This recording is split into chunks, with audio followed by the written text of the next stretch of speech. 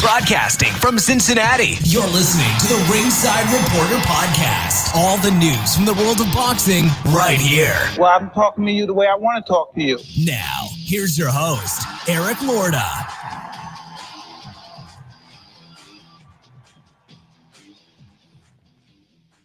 And we are live. Welcome to the Ringside Reporter Show, where we have a very special Tuesday show for you. It's the Boxing Voice Reunion Show. We got Nestor Gibbs. Ness, how are you? Oh, man, super excited to be on. Thank you for having me, and hello to everybody, man. Absolutely, man. Absolutely. We got Ringside Robert. Yeah, hello, everybody. It's good to be back. Glad to be here. When I was told that this was going to happen, I made sure that I was definitely going to be available because I didn't want to miss this. There you go. There you go. And, of course, we got Joe Habib in the house. What's going on, everybody? From Boston. And, of course, Eric Lorta. That's me. And I tell you what, man, let's just jump right into it. If you guys want to call and ask questions, 323-870-3857. And we got a bunch of topics tonight, and let's just start about it, man. Guys, how long has it been since you guys have been on the same podcast together like this? It's been a while. I've read somewhere in the chat, somebody said 5 years. No, it's been or something crazy. It's been a long time, right? It's been longer than that, I think. Yeah, at least. No, it's been 5 years. It's been longer, right? It's been 5 years. Yeah. I don't know. What year do you think it was, B? 2016. I think it was 2016. 16, yeah, it's 5 years. Okay, five long years, man. Unfortunate years. We could have been making radio gold every now and then. I know. Here we are, man. We'll fix it up. Man. That's right. We'll fix it up. Uh-oh, he froze up on us. I tell you what, he's been beaming. He has just been beaming.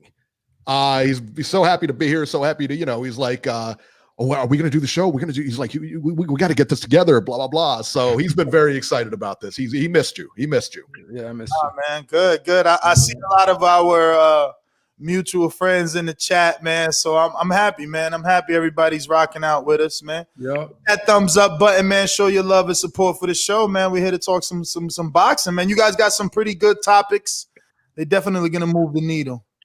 Absolutely, man. Absolutely. So tell us, now you're working with fighters now, correct? You do your show. Yes. He does the Boxing Voice and everything like that, but you're also working with some fighters, man, because it's pretty exciting, man. Tell us about it. Yeah, man. Me and Mario and one other friend, we've started a publicity agency, and we've been doing some publicity for fighters and spreading our rings, so to speak. And man, we got a good amount of fighters now. We got a nice little stable. I think we got about 10 fighters or close to that, maybe 7 so far. And good names. We're not just picking up anybody. We're picking up people that we know and that we have some sort of personal relationship with, because at the end of the day, we want to do our best to put their names out there and help them get further along in their career. I mean, obviously, with Ryan Garcia being able to renegotiate his contract twice in the media, I think everybody's kind of realized how powerful social media is, and the fact that they need to get ahead of that before it's too late. You know what I mean? Look at Jake Paul. He was able to get a 3-fight deal because of the power of social media. So the quicker these fighters realize that, the better off they'll be. Do they realize it? I mean, the up-and-comer fighters, and I know you do like a lot of the up-and-comers and everything like that. Do they realize the importance of social media? I mean, because a lot of them, they just want to box. They don't really realize, that we got to put things out there. We got to get noticed. We have to be, attract people to us. I think they do. I think they're starting to pick up on it more than in the past, obviously. I mean, you look at a guy like Mike Polite Coffee. I love him. I've been interviewing him since he was 0-0. He's about to have a main event July 31st on PBC, but he's got 2,000 followers. Then you look at a heavyweight that I'm working with.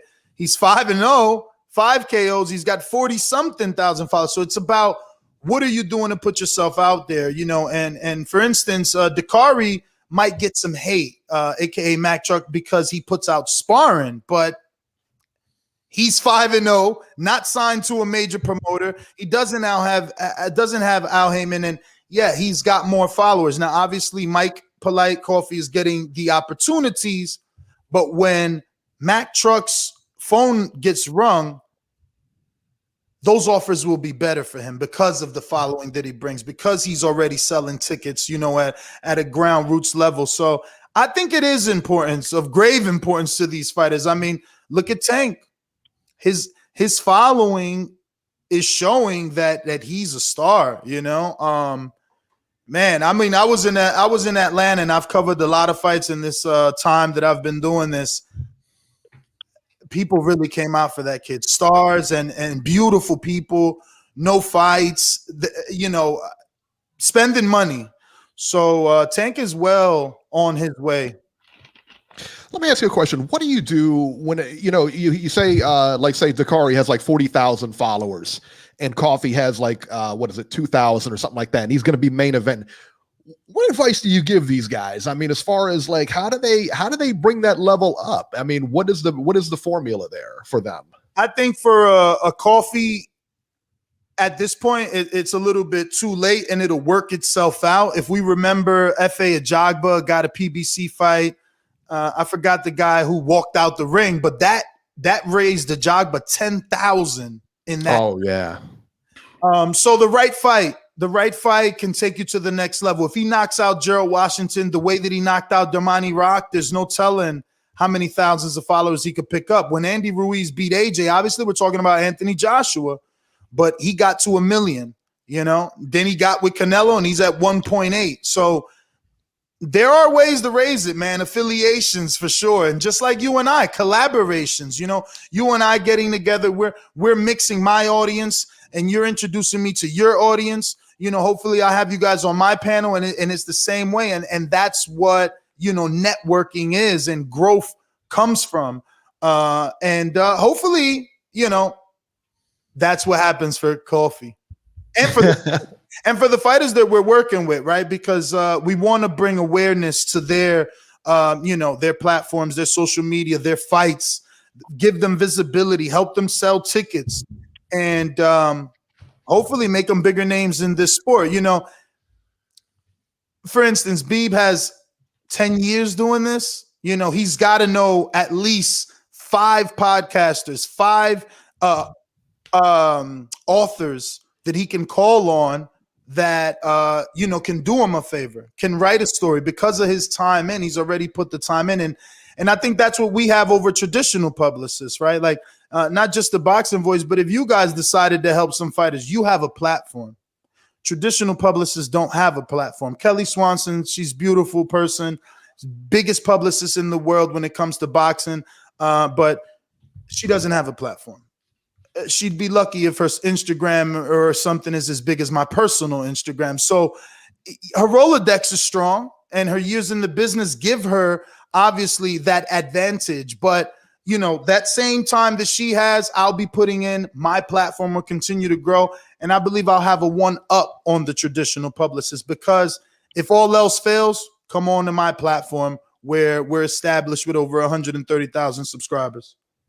That's an interesting point, especially like Kelly Swanson. Like you said, she doesn't have a big social media platform, but she has a big Rolodex. And here you're working to build both, and you think that should carry you in the future.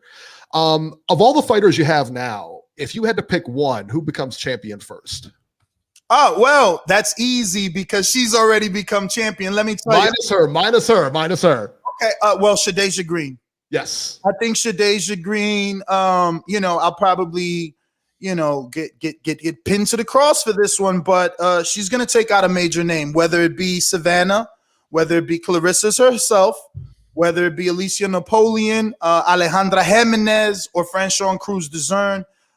There's no doubt in my mind that this young lady is just as good.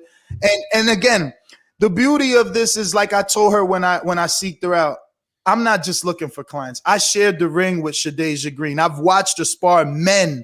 I've seen her spar Derevyanchenko. I've seen her spar Kurt Saides, Hakeem Nurse. I know the level of talent. Now, no, I haven't seen Alicia Napoleon and Christina Hammer and Clarissa Shields do that. I haven't. I wonder, can they? I wonder, can they hang with real grown men? You know, I'm not saying that they don't. I'm sure all women spar men. But I know this one is a dog. I know she sparred Melissa Odessa. I know she sparred Aida Biggs, who is the sister of Justin Biggs from Brooklyn. She sparred a lot of females, and when I talk to them, they all say the same thing. Shadeja is a beast.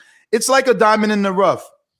I really don't know why she hasn't been, I guess, discovered is the word. I did bring her up to Eddie Hearn, who seems to be interested in females, and she'd make a perfect opponent for Savannah Marshall. But she hasn't been picked up by a major, but she's still grinding it out. 8-0, 7 KOs. You tell me the last time a girl was 5-0 and didn't already get a title shot. There's a reason they're keeping her away from these other young ladies, but her time will come, and I believe she will be our next world champion as far as TBV, TBV media. Shadeja Green should definitely be that. But I also got a heavyweight, American heavyweight. He's 2-0, Derrick Starling, very known in the amateurs and just turned pros. Got a fight coming up in about 2 weeks.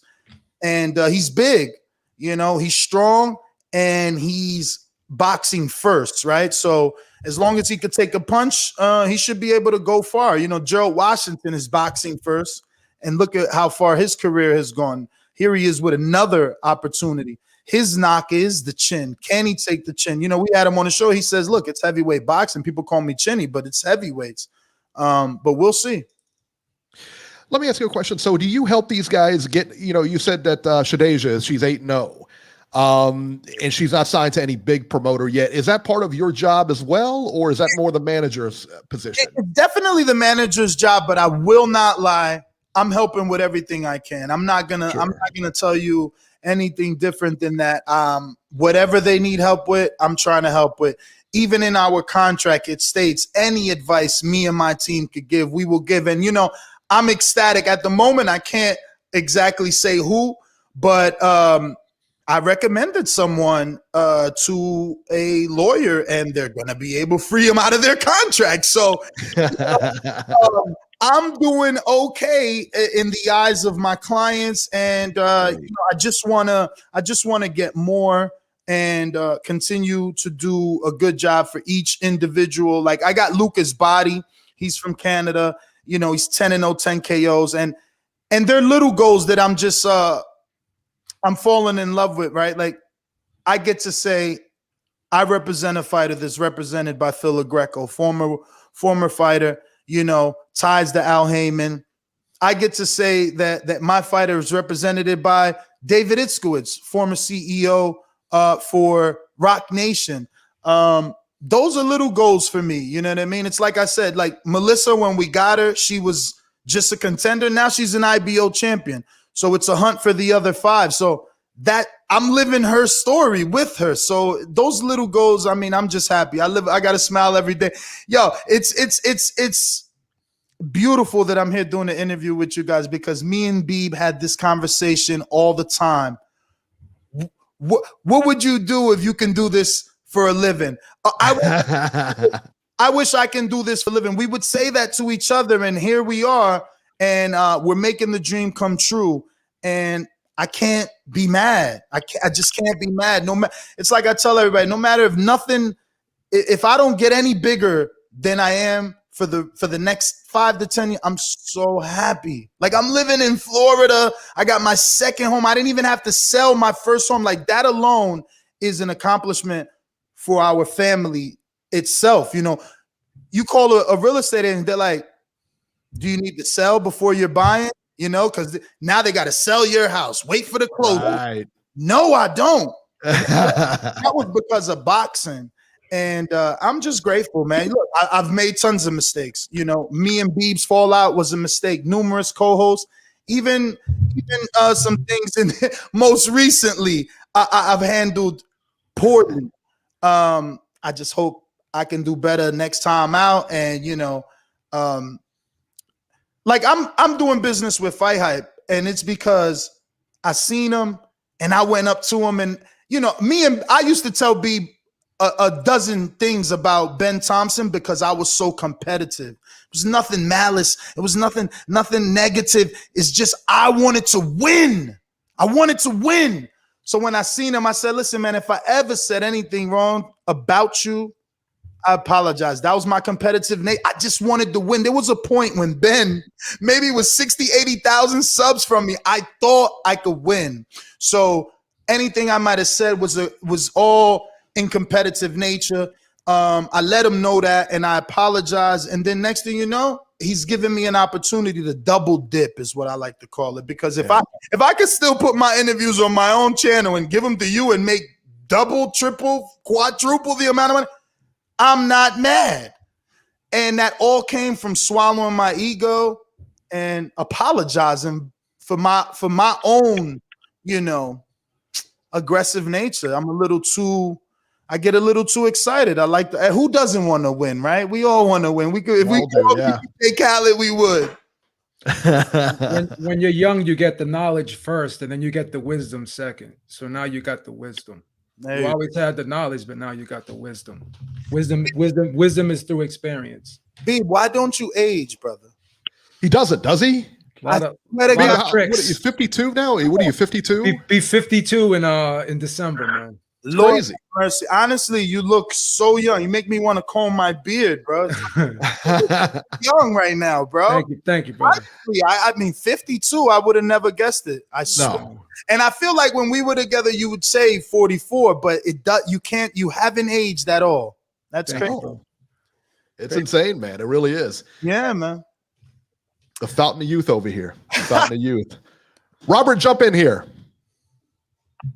Yeah, well, hey, I think this whole thing is awesome. Like I said on Sunday's show, Eric, when we announced this to the audience, I think it's great that we're all together.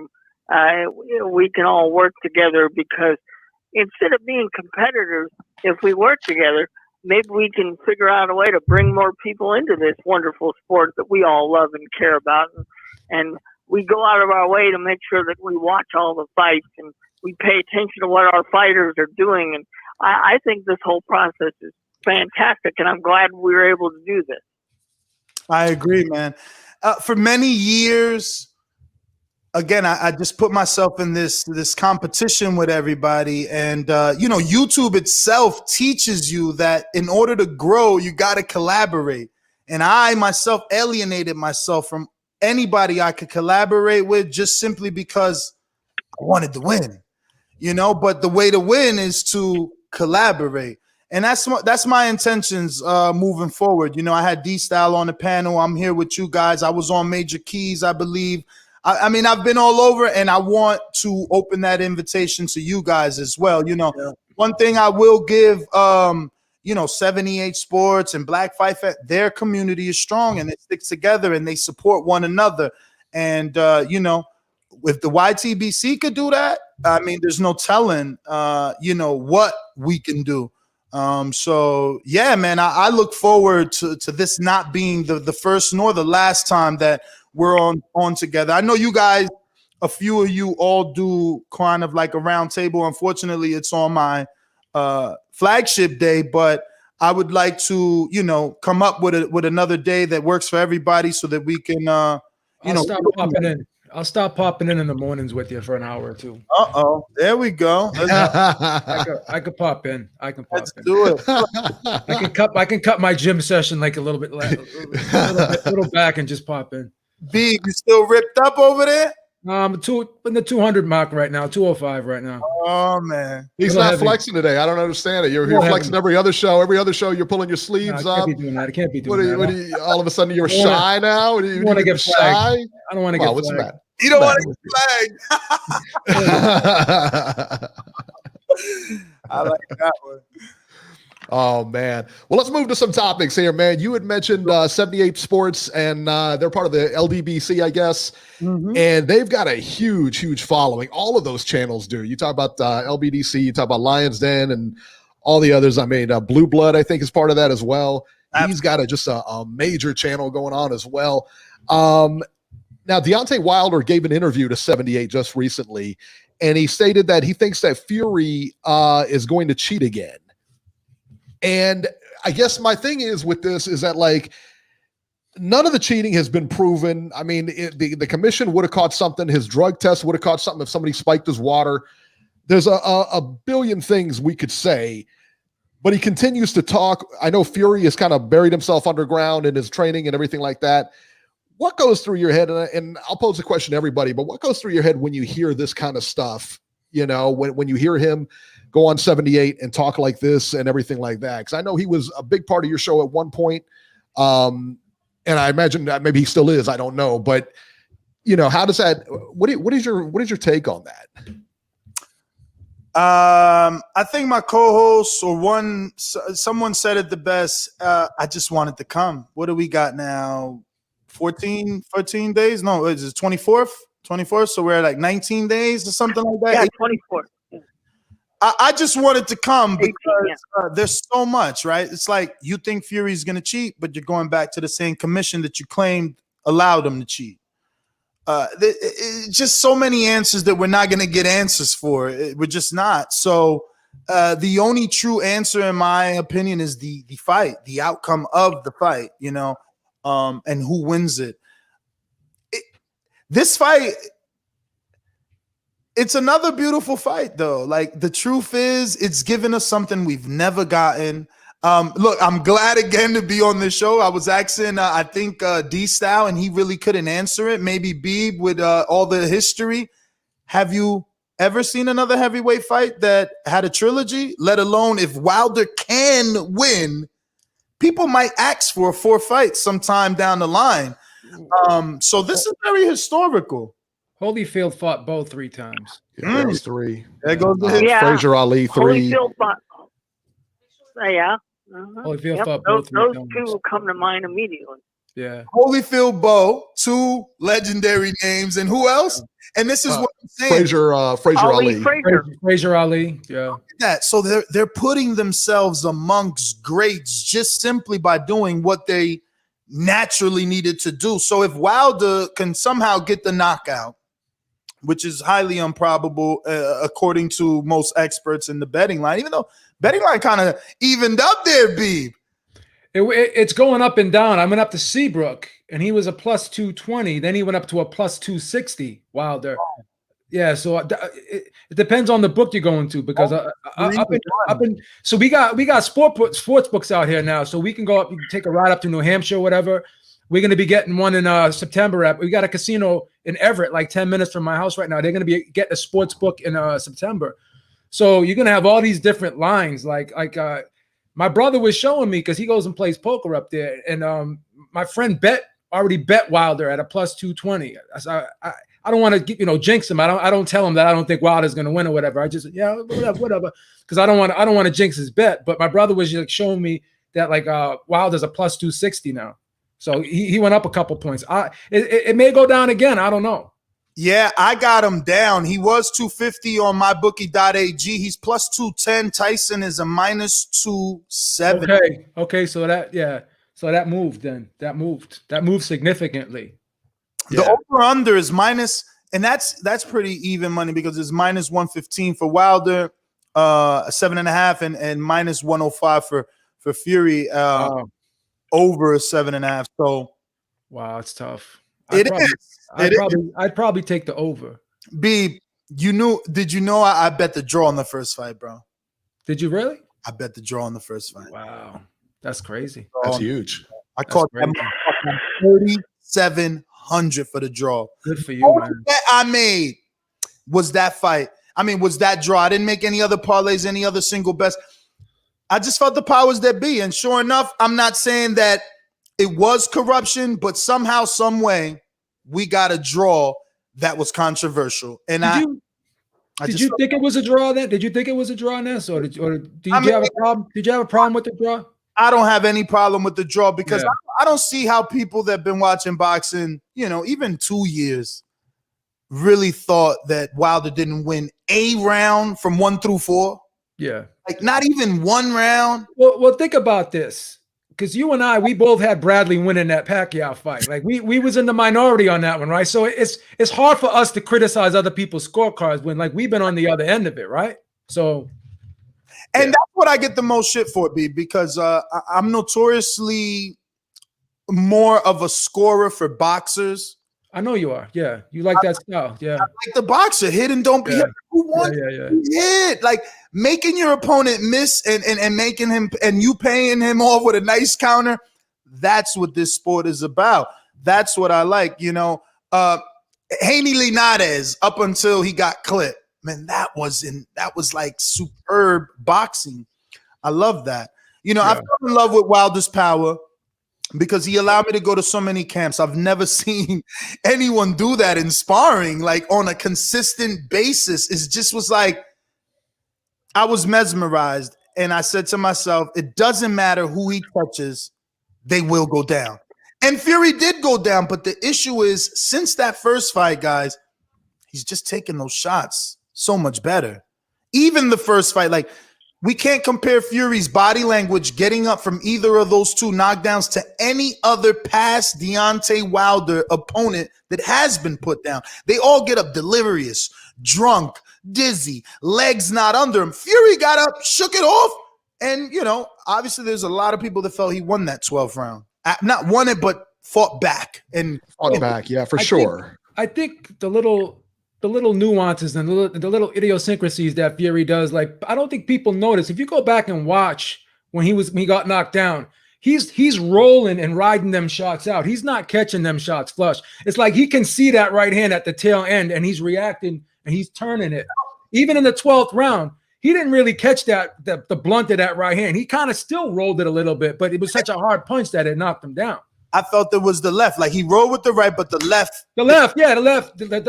But again, that's not a money punch for Wilder. Wilder doesn't really turn that left hook over. Like if that was Joshua throwing that left hook, he may not have gotten up because Joshua really gets leverage and turns that left hook over. I mean, we might go down a rabbit hole because I feel like the left hook on Scott was real. I know a lot of people call it a phantom punch.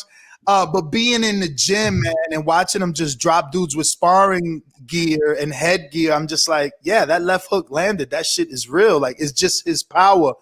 But again, Fury didn't seem affected in the second fight. He rolled everything, like you said. It just, I don't know, man. He's got to show us. He got the number, man. He's got his number. And if he doesn't, again, Wilder would make history, but he's going to have to show it. Have to show it. What do you guys think about the clips, man? I've been asking anybody who would listen, who I interview. Some people see improvement. Some people see change. And then you got people that are like, oh, well, that's just pad work. What happens when he's sparring? What happens when he gets hit? Is he going to revert? Ness, I did a video this morning. I was talking about it. If the easiest way to make a fighter look good is put him on the pads because you control it. He's throwing punches. You're like, you can smack the pads, make the punches sound harder, right? You can pull the pad back, make the punches look harder, right? So when I'm watching him on the pads, he's doing what he likes to do. He's throwing punches from a distance, right? He's doing his natural strengths. So he's not really working on his weaknesses because he lost that second fight because he got mauled on the inside. He got out-muscled on the inside.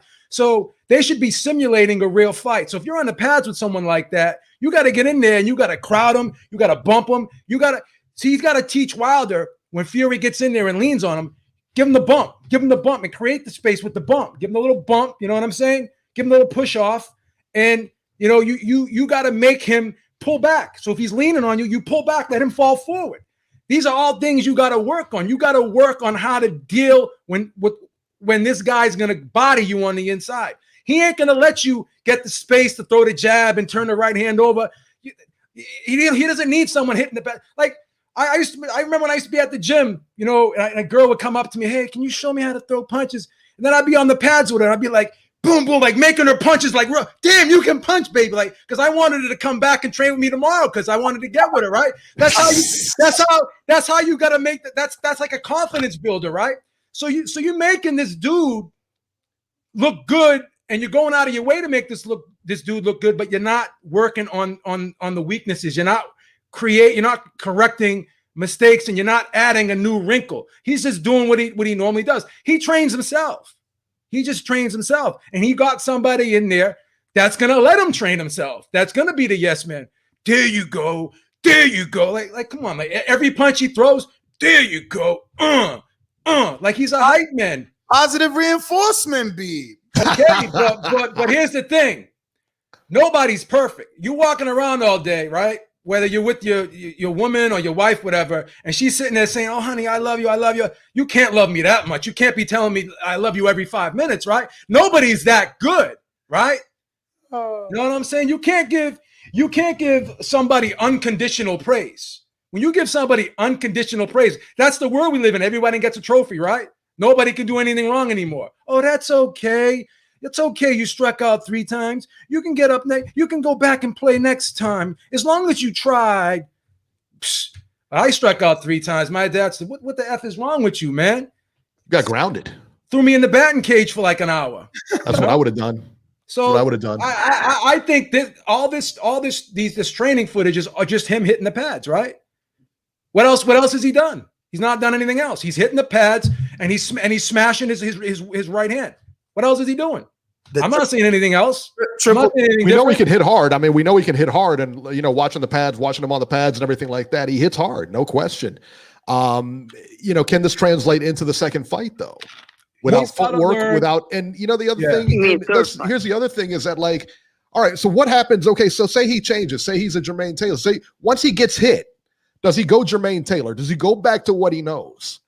Well, first of all, his stance is so wide too. Yeah. Whenever you have your stance wide like that, it takes you that much more time to reset from transitioning back to offense to defense because you're wide like that. So you gotta take more time to pull yourself and get yourself back into that defensive construct because your feet are wide. You're off balance, right? You're throwing a punch and you're overextending because your feet are wide. He got to learn to keep his feet closer together. His footwork isn't the greatest. I mean, he's lucky. He's a genetically gifted person. He's just normally an athletic guy. He's got a great amount of fast twitch muscle fibers. He's gifted with that. So he can get by. He can get by with his raw athletic ability and just physical attributes, right? But doesn't that mean that he can learn more too because he's stubborn, bro. He's a stubborn guy. He wants to do things his way.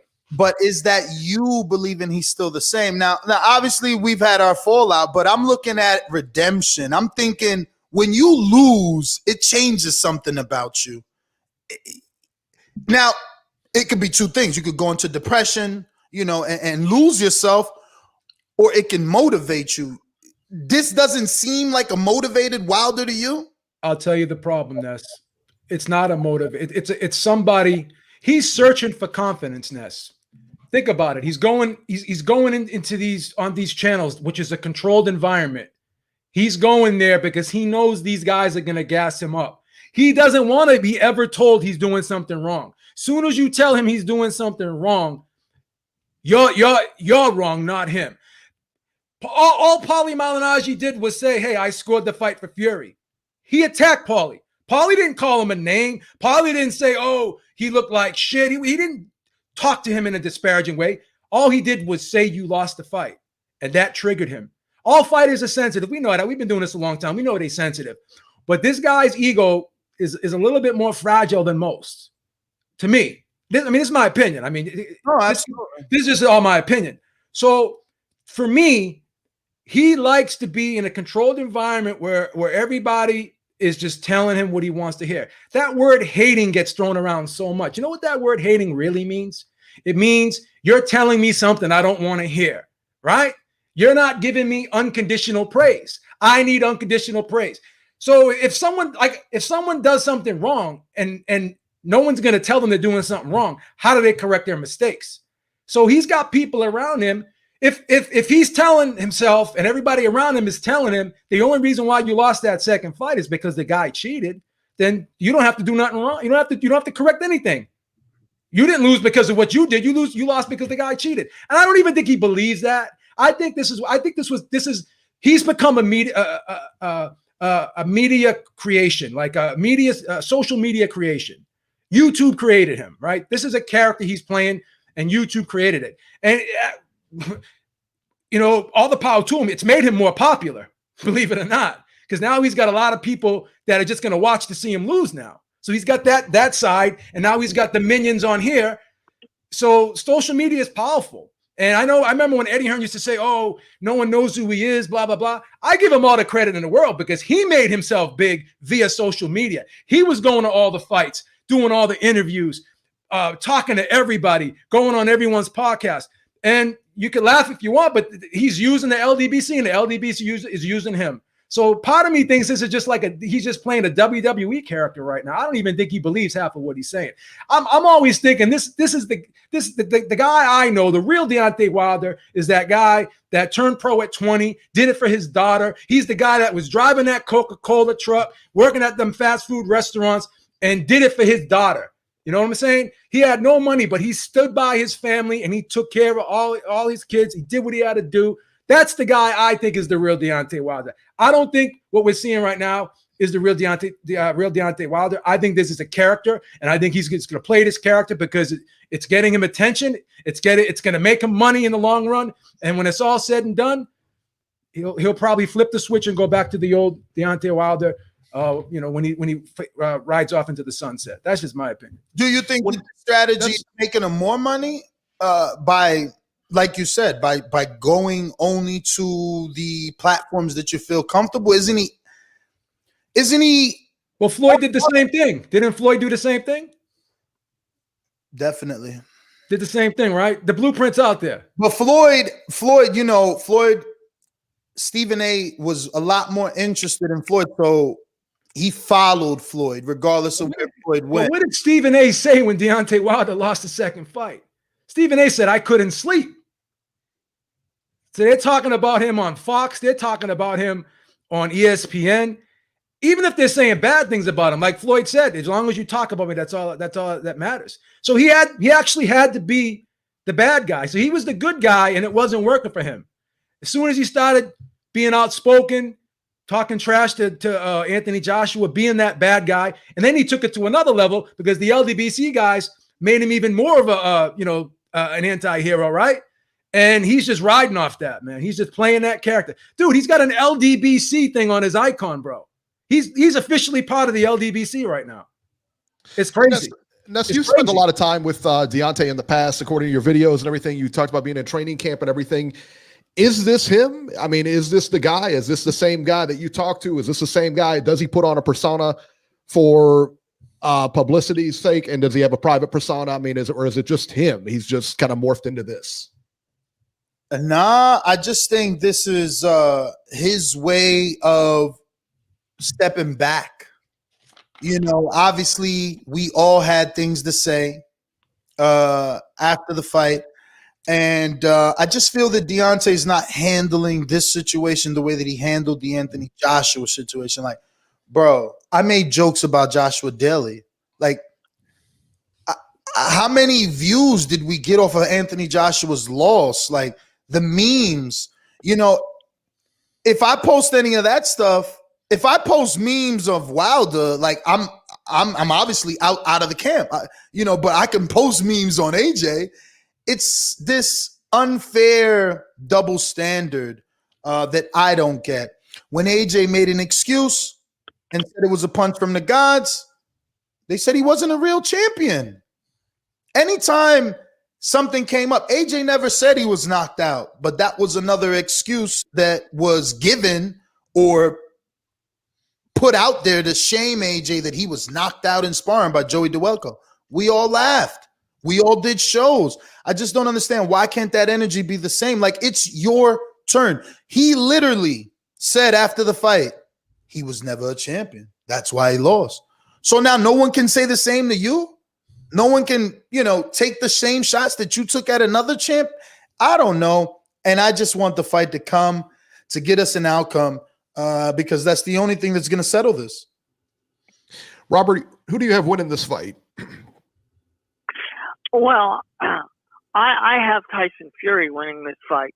I firmly believe that Fury fought well in the first fight.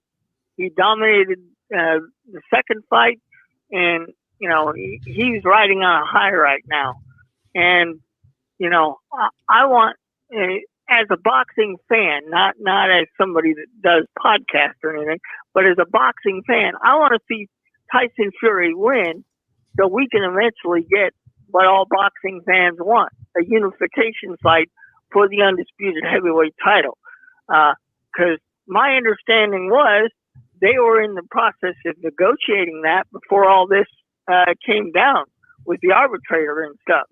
And we haven't had a unification fight in the heavyweight division for a number of years. And I'm looking forward to the day that can happen. So we have one undisputed champion, and we know who our true heavyweight champion is. And I'm pulling for Fury as a fan just so we can see him and Joshua settle the score.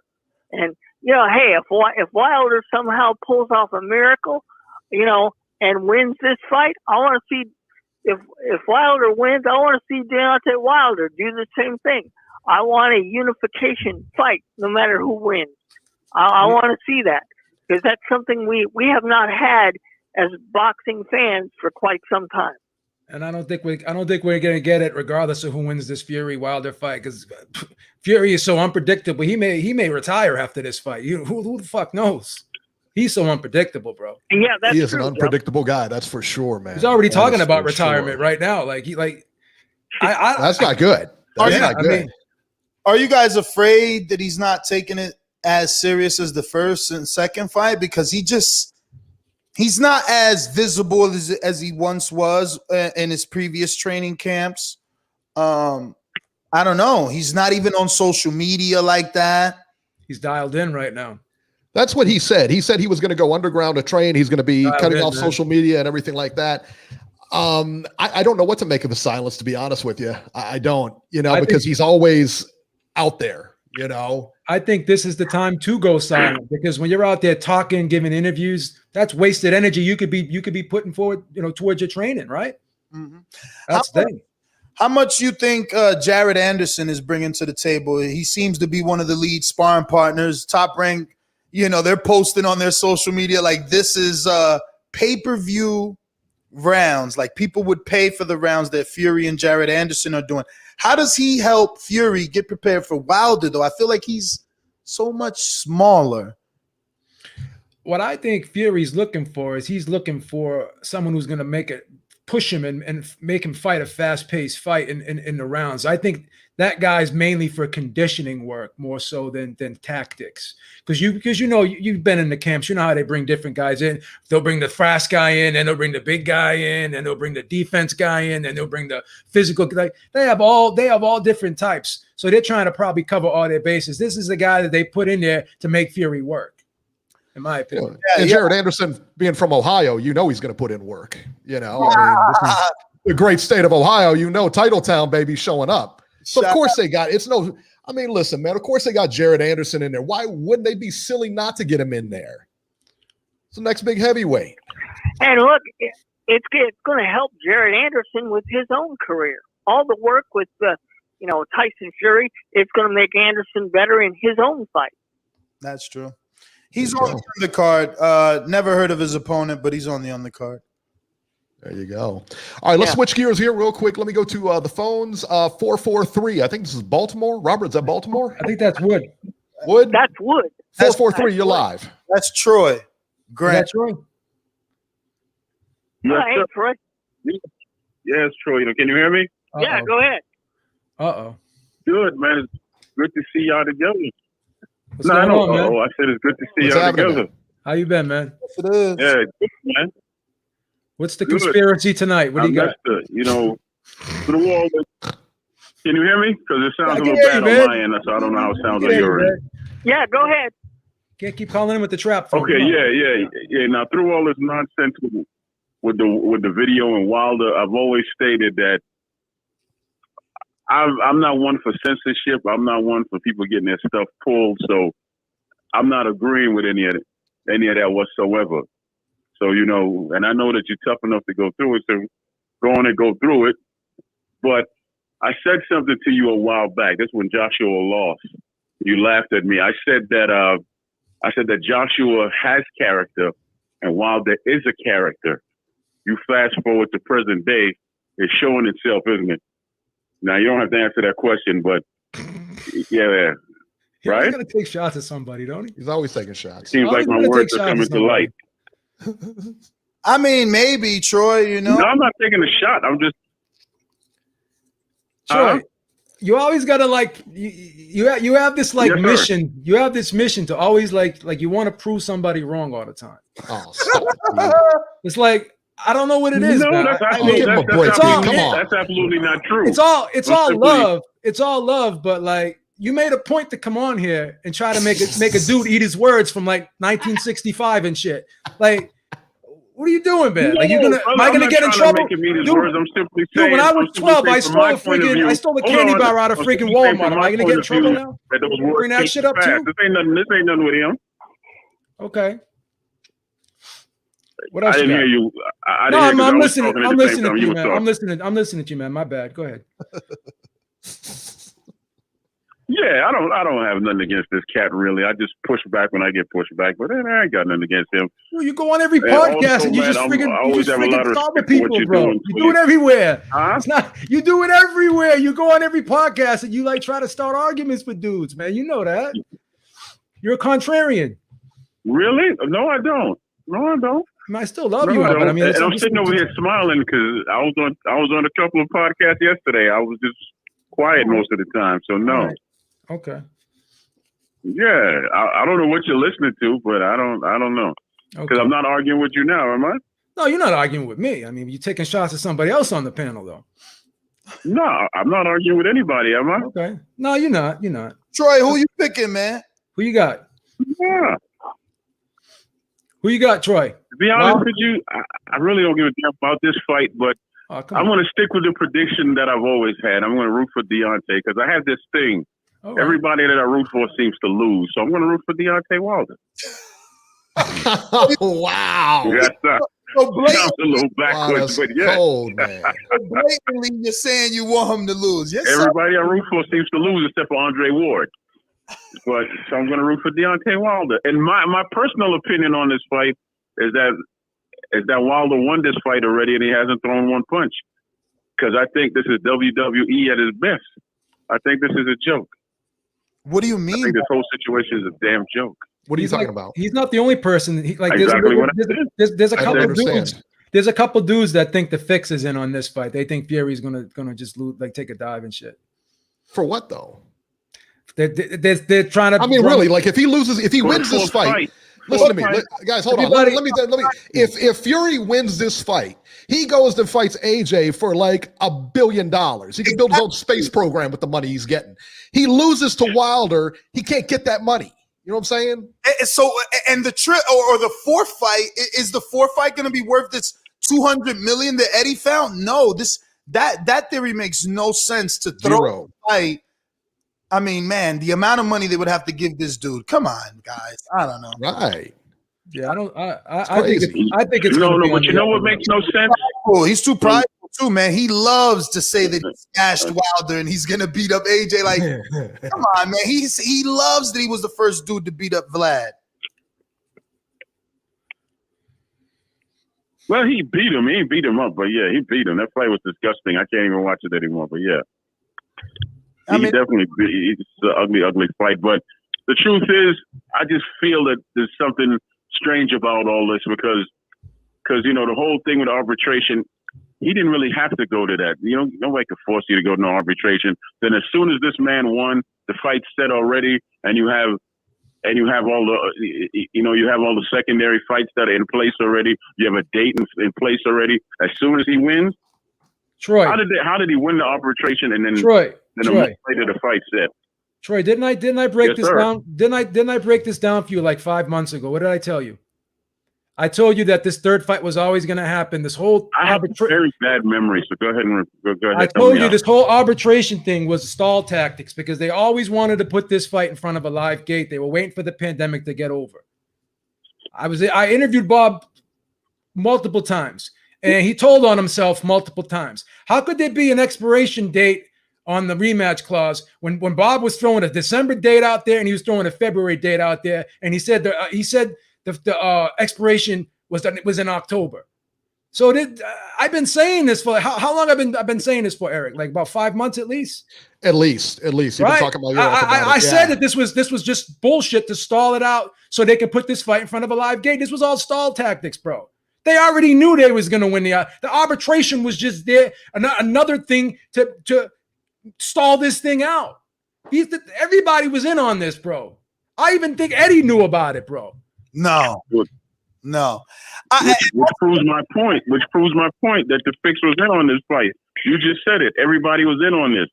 But right? everybody thinks everybody was in on it. Everybody thinks that this ain't a money fight, right?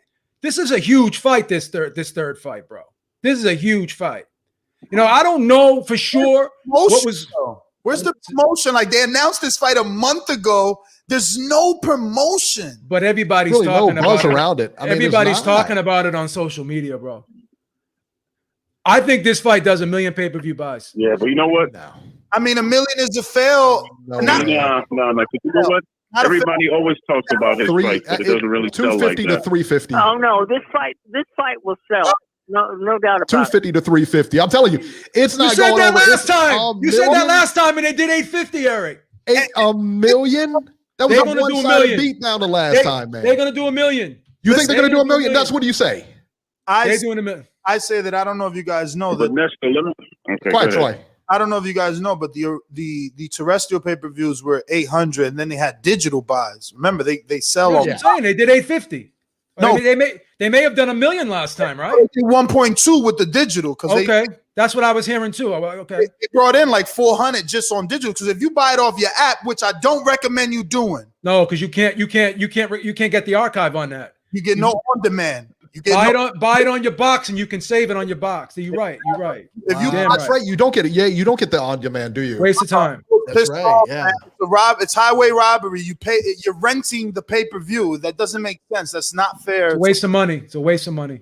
Don't do it that way on the digital. But if you but do digital, you know why they do that though, Ness? Because a lot of people cut the cord, and that's the only way they can watch it. Yeah, a lot of people. But on YouTube, if I bought Huey Fury Pulev, it's still on my YouTube. That's different. Yeah, YouTube's different. Yeah, you're right. Like, it's an app. They should archive what I purchased. No, you're right. You're right. Stealing from people. They're doing. Troy out there with all this background noise, chewing on his gum. I get it. That's right. I'm doing something. All right, Troy, we're gonna let you go. We're gonna keep moving, man. We're gonna put that puzzle together later, man. You don't have to put that puzzle when you're talking to us. I know, seriously. Like, just get a real phone next time, man. Don't worry about it. All right. Here we go. He's going through a tunnel as he's talking to us. Area code 443, another Baltimore. This might be Wood. That's Wood. 443, you're live. What's up? What's up? Hey, Wood, what's up?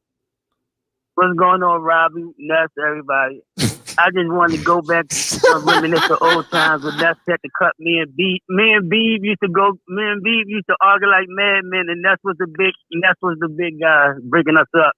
Yeah, we used to argue, me and Beeb. We was both passionate about the sport, though. We was just both passionate. That was Ness used to say. We was both passionate, but we used to go overboard. But yeah, man, I believe this fight. Forget about this fight, and Ness is over the years. I've been knowing Ness before he had like 4,000 subscribers. I was subscribed with Ness. That's the first thing I did when I got out the hospital was subscribe to Ness. I got back into boxing. Yeah, Ness. He grew up a lot, man, and that's what life is all about, growing. And he's a businessman, and that's what you got to do. You don't know everything when you start off. And even Beef has changed a lot. Beef wasn't always just he wasn't always this well-rounded person. Beef had a little attitude, but he's grown a lot. Beef's grown a lot. Robbie always been Robbie. Robbie always been the same. But I want to say about this fight. I believe this fight going to do a lot, and it's because of one reason. Because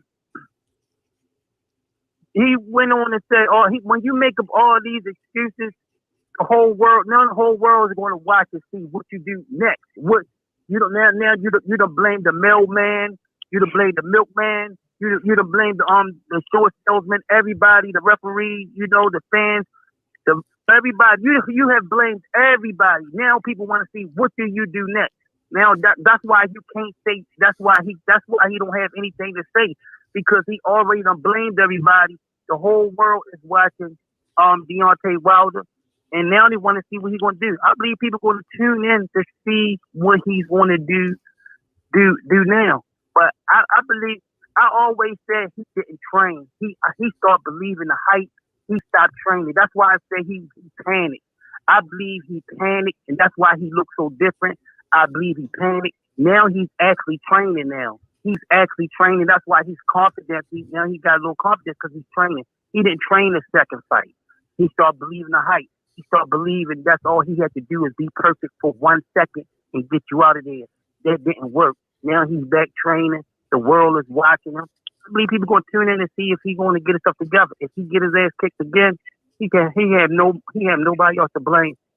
So I'm gonna tune in for that. A lot of people want to tune in for that. So that's all I gotta say. I'm not gonna hold up the line, but the world is going to watch. If the world is going to watch to see what you're going to do next, because you done blamed everybody. You didn't even fired your coach and say he tried to poison you. Everybody is watching to see. Okay, what's up next? All right, y'all. Love y'all, man. Keep grinding. All right. Thanks so much, Wood. Okay, so we talked about pay-per-view numbers earlier. I'm thinking this does 350. You guys say it does $1 million. So you guys both say it does $1 million. North of $1 million. Million easy. Million easy. Million easy? Yep. Million going away. 50, son. Million going away. Eric, it's different, man. Neither of the Fury fights with Wilder did 300. Does anybody really want to see a third fight, though, especially when they were so geared up for the other fight? We said, what did we say when Mayweather was fighting McGregor? We said we always say the same shit. We don't want to see it. We all completely dumped on it until we saw the press conference. Then we start seeing the press conference. Dude, I'm buying this. There's no question about it.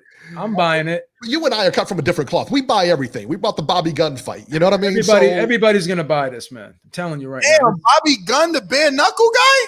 Bare knuckle guy when he fought Roy Jones. Yeah, fought Roy Jones, son. Got a free bowl of soup at that pay-per-view. That was a good one right there. Yeah, imagine that. Some coupons, a coupon book with every pay-per-view. 773. You're live. Chicago. Yep, Chicago. Look at Hello, that. Kevin. Uh-oh. I got Nestor Gibbs on the hot seat. Nestor Gibbs Oh, on shit. the hot seat. Who's that? This guy, he was Kevin from Chicago. He was taking shots at you like on Sunday. I had to defend you, bro. I had to defend you. Kevin from Chicago? Yep. What's up, Kevin? He's the leader Nestor of Gibbs. Go ahead, talk to him. Nestor Gibbs. I used to Talk to call him. on your show a lot. Give him that I used to rah-rah like watch he was it. doing on Sunday. Give him that rah-rah like he was used doing to on watch Sunday. Trying to, but you keep interrupting me. Okay. Yeah, I used to watch your show all the time. I used to call in. All the time, but I had to turn away. And the reason I had to turn away was because you weren't calling out. You weren't keeping that same energy.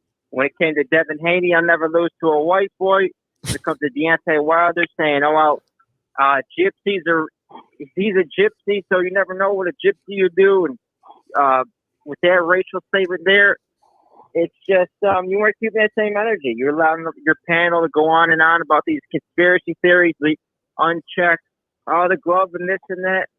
It was just one thing after the other. So I realized you're like the boxing ego, man. You're like boxing ego light.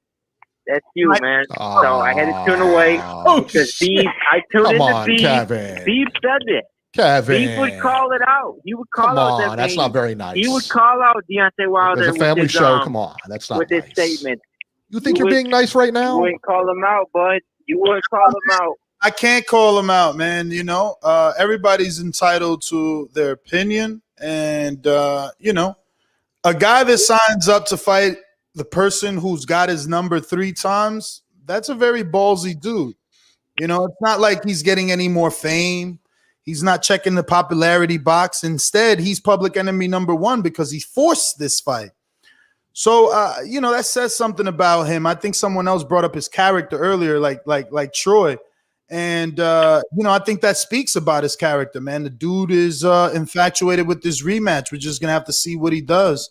As far as the excuses, my shows are calling show opinionated based, so obviously we have to let everybody give their take on the excuses. Wilder's entitled to giving his take on what happened or whatever excuses he felt he needed to say, just like you're entitled to call in and debunk them or debate them if you want.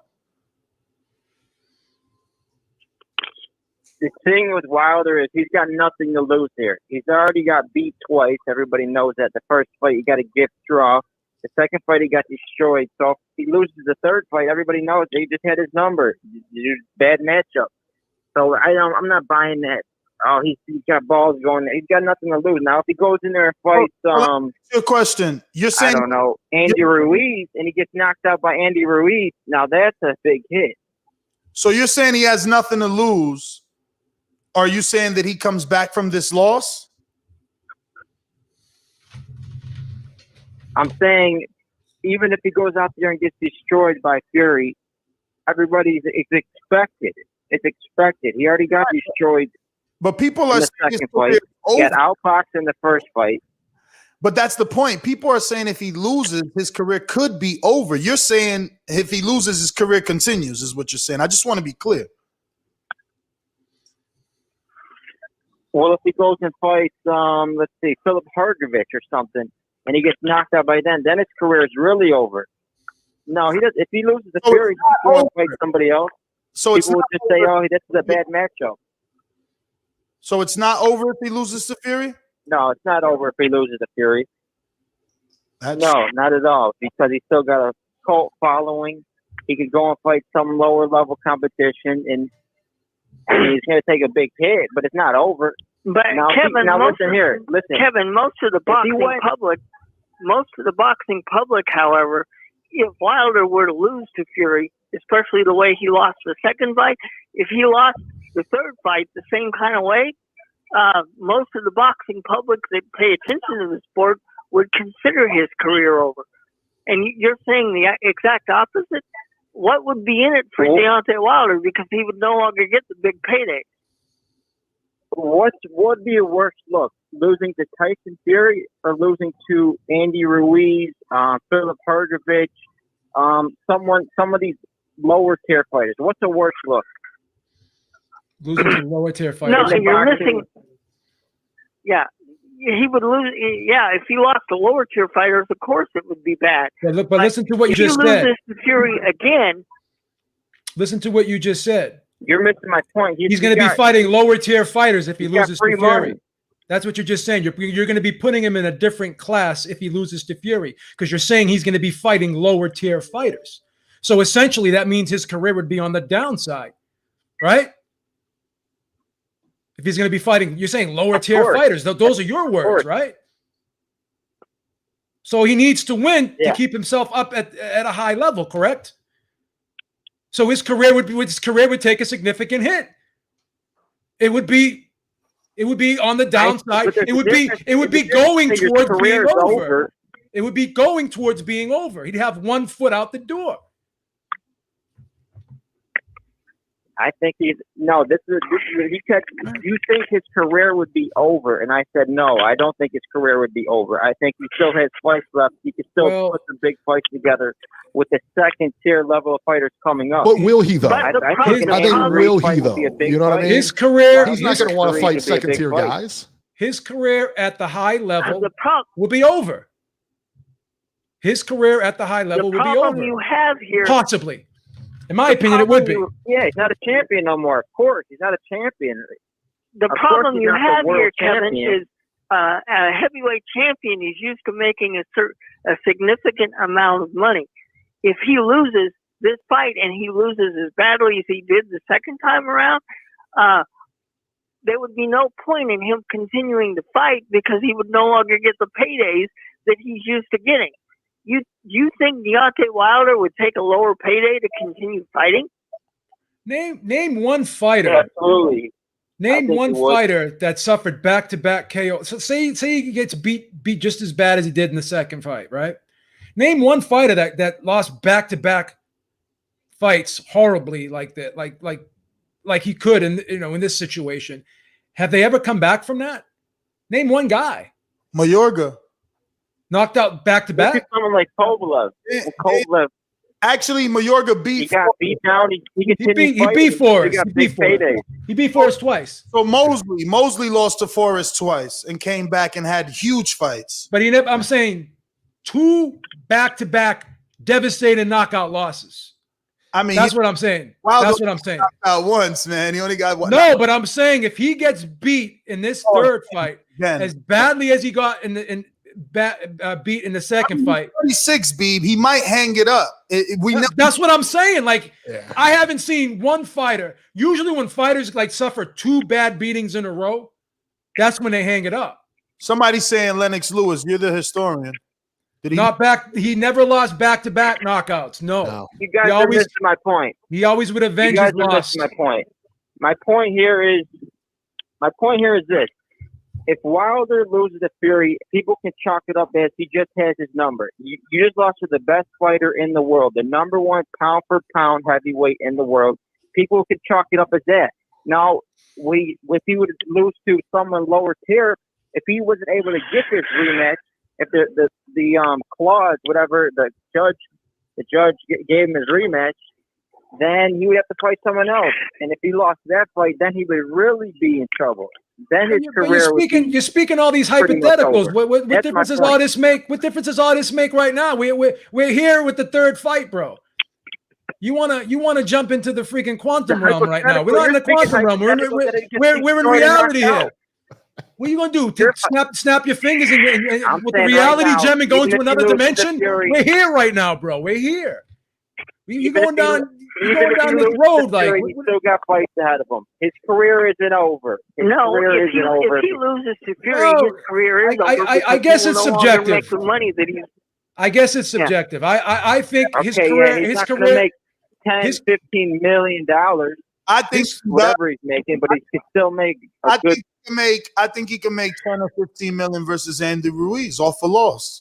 Absolutely. I think if he loses to Fury, right, and Andy Ruiz, let's say, go out there and beat, I don't know, Luis Ortiz. Oh my God, he beats Luis Ortiz. Absolutely, Wilder's on pay-per-view. First of all, Luis Ortiz and Andy Ruiz is a pay-per-view, but then Wilder on pay-per-view too after that. But do you think Wilder, if he gets beat badly in this third fight, you think he's still marketable? Absolutely. Okay. Yeah, it just depends on how he loses too. Wilder Kevin, we're gonna get running, man. Thank you. I think it depends on like how he loses too. You know, if it's like a split decision or a close decision, 116, 112, somewhere in there, I think he fights on.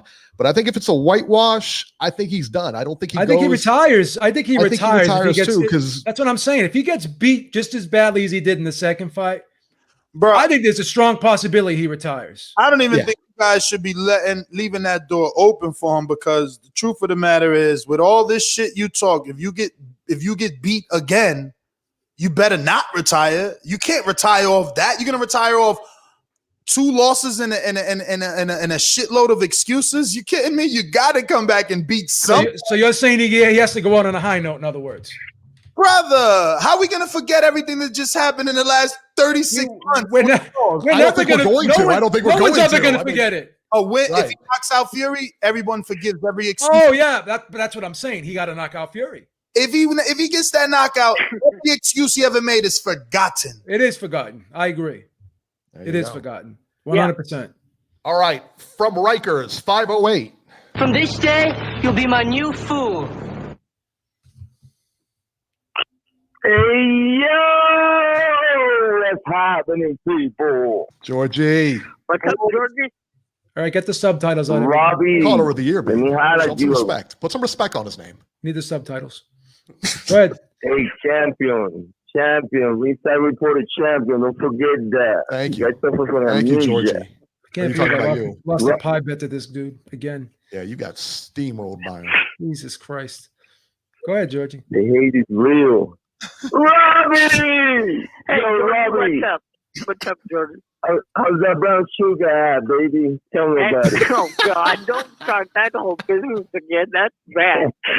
Anyway. Listen, your boy about to fight again, huh, Wilder? Hey, I think it's going to be a good fight, but I got Fury, man. You got Fury in there? Yep. Listen, it's going to be the theater of the unexpected. I don't know what the fuck's going to happen. This shit is like, yo, this is going to a Mexico proportion. Legendary. Everybody wants to support this man. Even if that I don't like Wilder, imagine if we don't got Wilder on the heavyweight division. Fuck we going to talk about? Fury going to fight AJ, and then what? Well, Georgie, who do you have in the fight?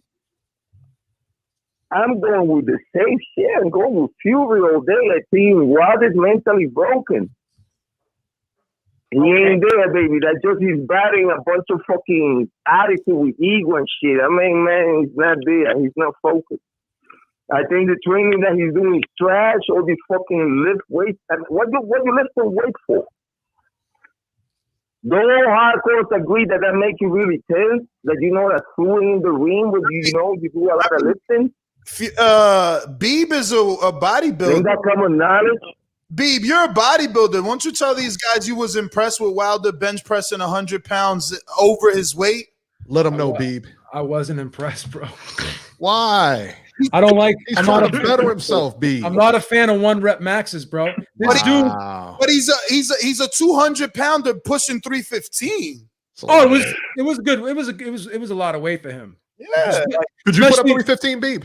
No, especially for his body frame, because he don't have the body frame to be a bencher. He's got long arms and shit. That's a horrible exercise for him. Yeah, man. That's more. He's got to go up longer because of those long arms, man. No, that was a good. Did he really bench that 315? Because those spotters looked to me like they grabbed that stuff. You know what I'm saying? He did it. I don't know, man. It looked to me like the spotters was helping him out. I mean, it looked like I could have benched that 315 with those spotters. That was certified. That was certified. Anybody know that right hand was lower, which is crazy. That's the strong hand. Yeah, but there's a misconception. Ness. The strong hand usually goes down lower. You know why? Because the weak hand's fighting harder to push the weight up. That's why the weak hand goes up first. A lot of people don't know that. Science, son. A lot of people don't know that. The strong hand is like just pushing it like this. The other hand is like pushing harder to overcompensate for the weakness of it. So that's why. That's why it does that. There you go. Yeah, I was slightly impressed with it. I thought. Listen, I don't want to interrupt your bodybuilding motherfucking conversation, but this is a boxing show. Fuck all that shit. Listen, next. No, but my thing is this: he could have reached for his bicep tendon doing something stupid like that. I never would have let him do that if I was his trainer, man. That's fucking dumb. That's fucking dumb, man. Would you? Let me ask you this: if you were training him, would you allow him to do that? I mean, we don't know if it was just for the gram. Like, it's 1 rep. Was it for the gram? Yes. You also seen the PC camera there, too. They had a big camera, so it looks like they were getting some footage for the... Yes, he could have tore his pec. He could have re-injured his bicep tendon. Then the fight's over, bro. I mean, he had 2 spotters, B. Did he even lift it? That's what I'm saying. It didn't look like he lifted it. Them guys, they looked like they were straining. He had 2 guys on each side. Like, they were celebrating when it was all done. I don't know. At the end, he kind of thrusted it up there like... Yo, I thought the house was coming down when he crashed into the pillar. Did you notice it? Yeah, man. He went into his like warrior madness after he put that up, man. He went straight into the pillar, gave the pillar like a shoulder bump, like douche. I'm like, oh. Yo, listen. While they came, they never saw that fucking David Hayes to saw a fucking confrontation, huh? These UK they're not there for the cameras. What do you mean? All these pictures and shit, what that even mean? What that mean? Beach body? He got a beach body now? He's got a beach body now. Listen, Ness. Listen, Ness. What you talk about? I want to talk about Ortiz body. That's what I want to talk about. Which one? You always talk about Ortiz being this killer and this killer. David Ortiz. Where the bodies at? They always talking about these mental type of killers. Yeah, you know. Where are the bodies? On this record that Ortiz had, like you always say that his competition, that Wilder knocked him out twice, this, that, other stuff, but who Ortiz fucking showed that he knocked out? Who did he Where not? these bodies at? He did his greatest win is Brian Jennings. Who he knocked out? Ryan Jennings, yeah. That's his greatest win. That's about it. Yeah, but Georgie, you're arguing. So how come these names got these boogeyman names? You're still going through like Wilder's. I call Georgie Posey the killer. Now I'm gonna be a killer. You're saying I call myself Georgie Posey the killer. I'm a killer. Why is he the boogeyman? No. He's the boogeyman because Dillian White doesn't want to take the fight, right? AJ didn't take the fight, right? Like, where's the heavyweights? You speak no English. You speak no English. Okay. There's no money there. There ain't no Cuban fans out there. When was the last time you went to a Cuban fan? You understand that? As a matter of fact, when was the last time you saw 10 Cubans together? You understand that doesn't make any sense. It's a complete lie because Wilder did a pay-per-view of 275,000 buys with Luis Ortiz. So if he wasn't a draw, he wouldn't be able to sell with Wilder. I mean, this whole thing about Wilder not being a draw, I think that shit is dead now, right? That's got to be dead at this point. I mean, Georgie still. Listen. Damn, man. Listen. You guys know, like I know that all these numbers is fucking inflated and manipulated. Right. Digital bots. You're talking about who the fuck confirming these so-called digital bots? What they got there? Russian bots? Man, I ain't hear nothing but Russian bots. What he say? Who the fuck he certified No these idea. fucking numbers, man? What are you talking I'm about? talking about the so-called digital numbers, the digital bots that came out later on. They say they came out could be up to 1 million. Like if you add up the so-called buys on the apps and the buys on the bots and the buys on the fucking computer, whatever the fucking they buy this shit, right? Yeah. Who certified these buys? Who certified? Whatever the fuck this nigga saying they sold. So now you're saying that whatever was reported could be a lie, but you No. I'm not saying. I'm saying this. You said who? CNN got cutting a bunch of lies. Listen, follow me here 2 seconds. CNN have been caught in a bunch of mistakes in that color lies. So MSNBC, so Fox News, all type of fucking media out there have been caught manipulating numbers. Why boxing gonna be any different? Why is everything that you have to be a conspiracy theory, Jordan? Because it's the dark side of the force, baby. Get it straight. Come on, man. This is how we get fooled all the time. I don't have that lot of time for all this nonsense. So I'm going to leave you this assignment for next week. Let it go. Everybody support the channel. Donate. Maori. Georgie. Okay. That gives me a headache every time he calls in, bro. Yeah. Speaking of headaches. Speaking of headaches, you know where I'm going. Ness, I do have a question for you. Since you've been in the training camp, what do you think of Wilder's a new training? He hasn't been in Wilder's training camps. Yeah, I haven't been in this. Well, camp, but I can tell you. Okay. I do like Malik Scott. You know, he's been there for about 3 of the camps already. The only difference is his role has been changed to head trainer. And I've seen him work with other people. You guys could check on my channel, and there'll be pad work with other heavyweights like Julie Fa, even Mark Breland, Odiasi. Like he's good. And since he's taken over, I've asked other people, even Cassius Chaney, for instance, I believe was the one that was going to train with him once upon a time. Like I think Malik does have a good boxing mind, and I think that guys like Ronnie Shields, Freddie Roach, and I'm sure Beep can name a bunch of other trainers that never won world titles. So the fact that Malik is getting such criticism for being Wilder's trainer when he's obviously more accomplished than Ronnie Shields and Freddie Roach, but no one's claiming Ronnie Shields and Freddie Roach couldn't be world-class trainers, and they are. So I think that, you know, Malik Scott, he's gone to the heights that he has. He's faced Wilder. He's faced Chisora. He's probably got a few other names under his belt.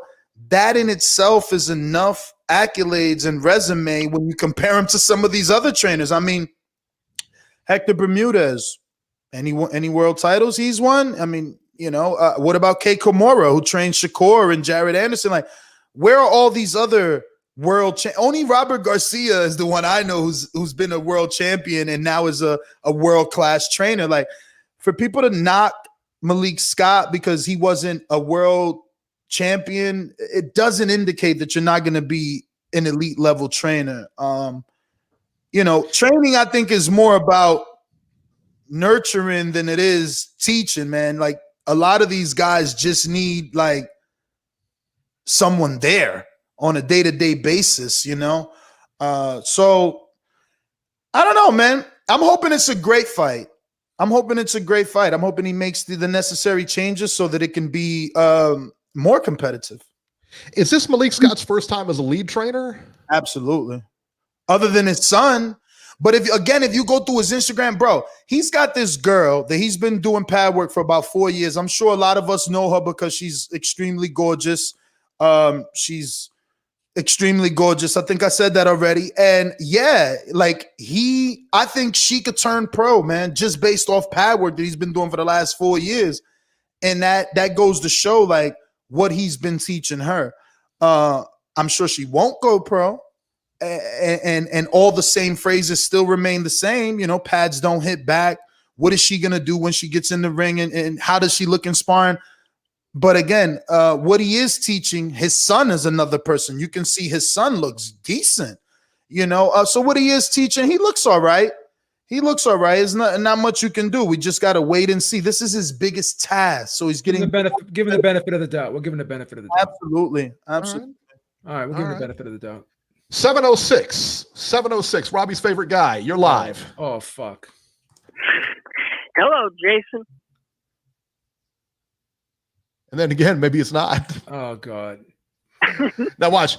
He's not going to cry. Now he's going to blow up Beeb's phone. He's going to text me. Why didn't Eric put me on? Why didn't Eric put me on? He didn't do it for me. 706. I feel like he has a screen name. What's his screen name?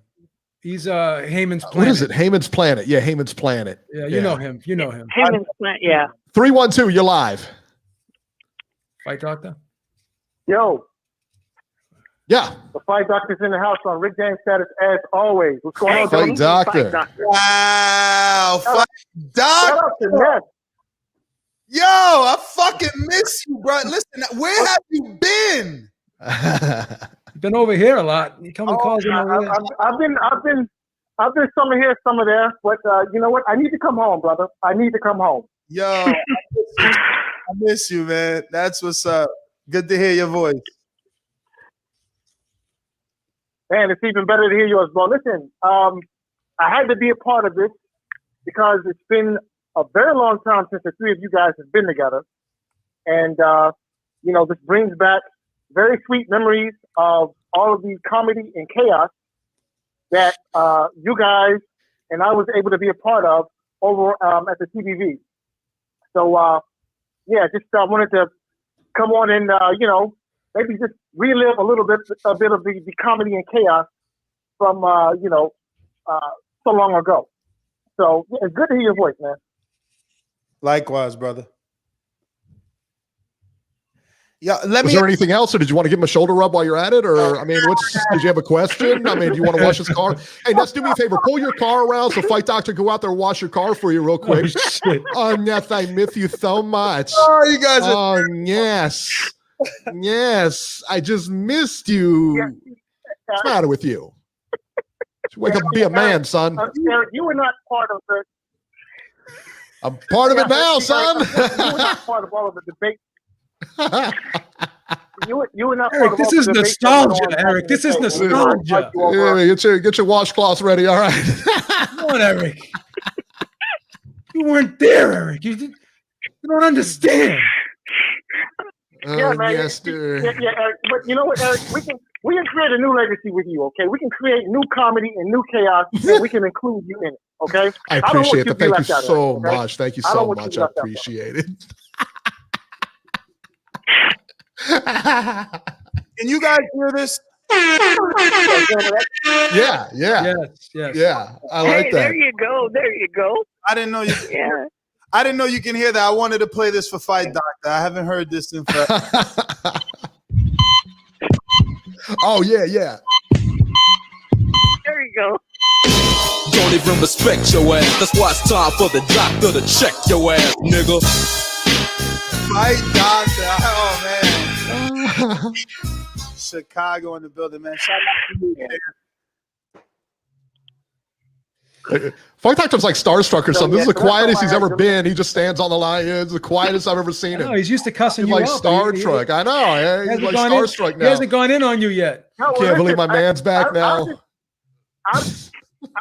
I'm just enjoying the moment. You know, I'm just enjoying the moment. Hey, Fight Doctor. We're enjoying on hold, all right? Because you're boring me to death here, all right? All right, gentlemen. All right, man.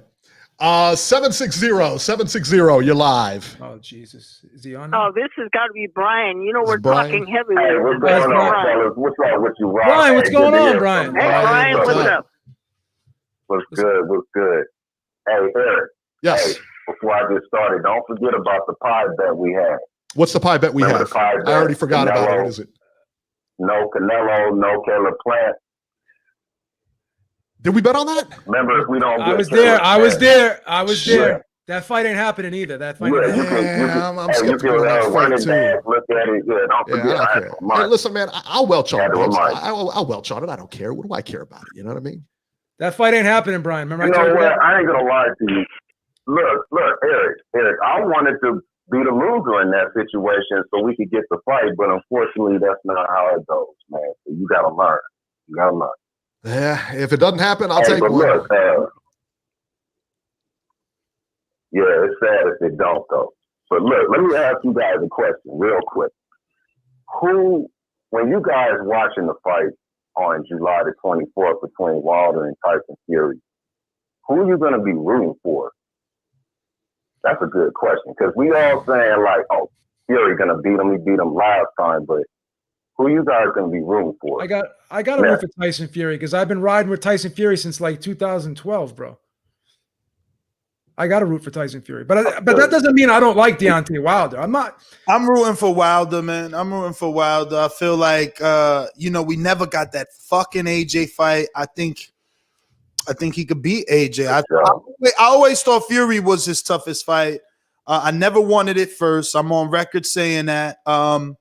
So yeah, if he can get past Fury, I want that AJ fight. I think I like Fury in this one. I'd rather see the Fury. I'd rather see the Fury AJ fight than I would. But part of me is conflicted on this too. I like because I like Wilder too. But part of me is conflicted because I do want to see Wilder win. I think he deserves to win for the way he was treated, for the way he was, coming into this fight, them negotiating with AJ, knowing this was on the table.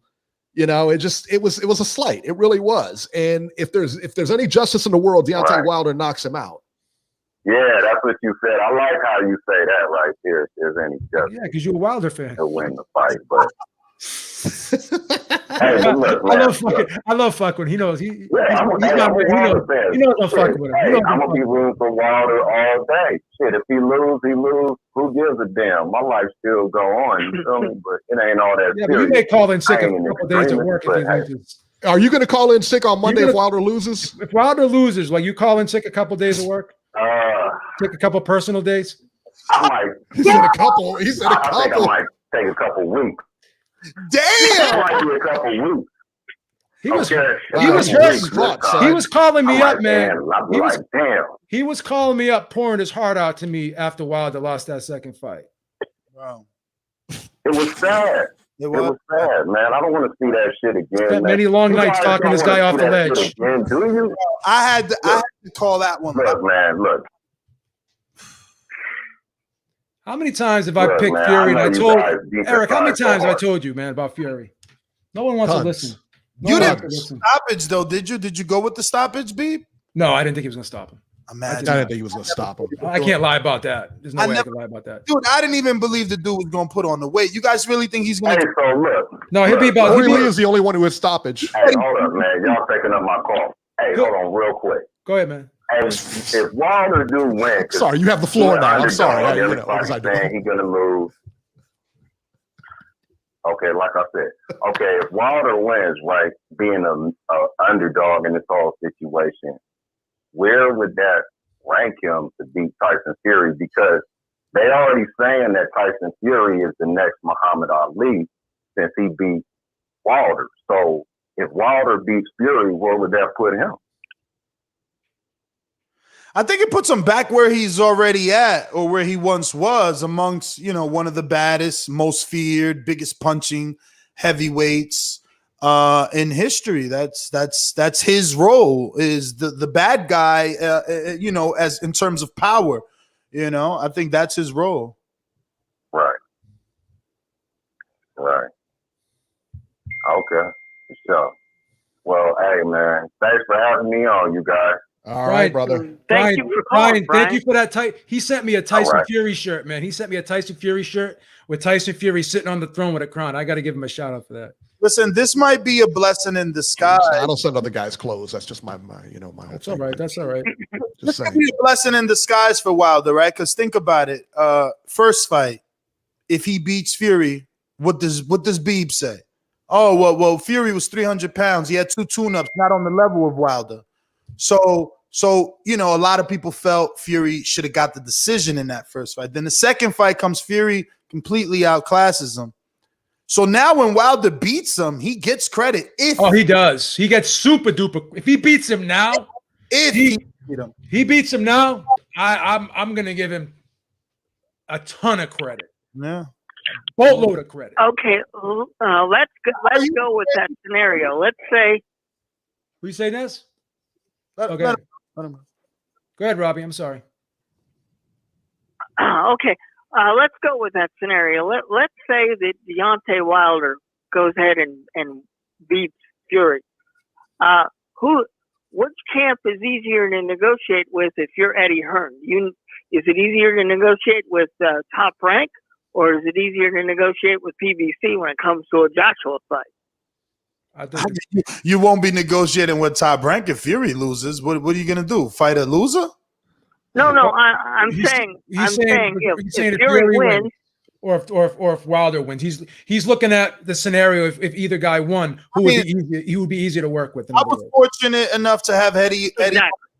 I was fortunate enough to have Eddie Hearns on my morning show today, so you guys could check that out. But he said he would keep the same energy that he had with Fury. He's gonna keep the same 50-50 energies and try to make the fight with Wilder. You know, he basically said gone are the days that Wilder wasn't popular. If he could get the win, you know, there's nothing really to talk about. He said he'd go 50-50 with Wilder if Wilder won. Yeah, that's what I mean. He said he said, look, it's not about Wilder, it's not about Fury, it's about the belt. AJ's looking for the belt. So yeah. There you go. Okay. D-Style, you're live. 915. Hispanics calls it panic. Where's he at? Man, he probably can't talk. They gave him a real beat on my show earlier, man. Oh no. He was taking the beat down, man. All right, 323, you're live. He was trying to say Tank wasn't a star, man. I don't see how he doesn't see it. Yeah, Tank's a star. 323, you're live. Anybody? One? California, what's that? LA, California? Robert, who is that? What's going on? It's your boy H Money. H Money, son. Mr. DAZN. We in the building. Let's get it. What's good? How y'all doing? What's going on? The mighty H. The mighty H. What's good, man? We all know Deontay Wilder been lying to the people. We all know Deontay Wilder, he can't take a loss like a man. First it was the suit was too heavy, then the water was spiked, then the gloves were loaded. Take your loss like a man, Deontay Wilder. Stop using race as an excuse. You took less money to fight Tyson Fury. You knew Tyson Fury had a history of cheating, but you still fought him, and you turned down a fight for more money with Anthony Joshua.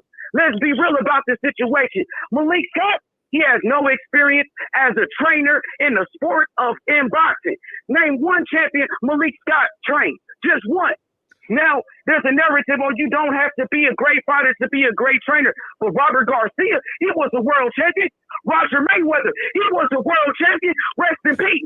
Malik Scott, he got knocked out by his own fighter, Deontay Wilder. Name one time that ever happened in boxing. Malik Scott had a fixed fight with Deontay Wilder. Name a time that happened. Malik Scott got his ass beat by Tyson Fury. Tyson Fury busted his eardrum. And now he's training Deontay Wilder to fight the same guy that busted his eardrum. The whole bomb squad been knocked out. K. Jones been knocked out. Malik Scott got knocked out. Deontay Wilder just got knocked out. Nobody want to talk about that second fight. And there's always some type of excuse. What adjustments will Deontay Wilder make when Tyson Fury get on the inside and Tyson Fury start backing him up? What he gonna do? Can he make adjustments as a fighter? I haven't seen it yet. I haven't seen it, bro. You know what I mean?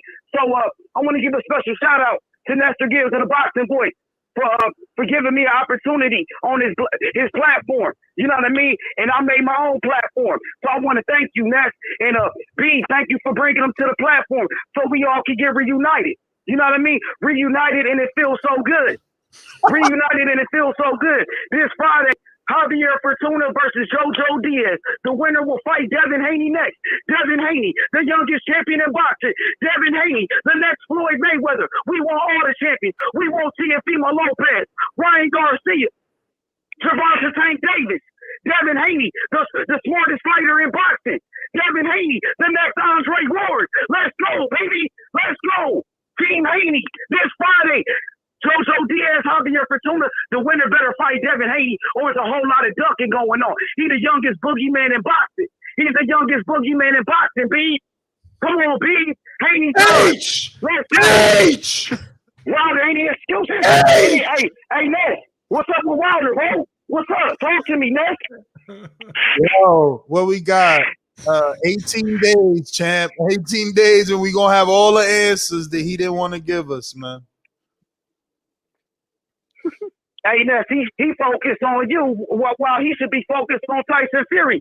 He's so focused on your YouTube videos, he's not focused on Tyson Fury. Where was the energy at the press conference? I thought it was speak it, believe it, receive it. He wasn't speaking at the press conference. He had on his headphones.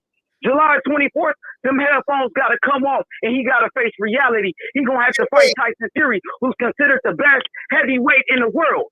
6'9". He coming in 300 pounds.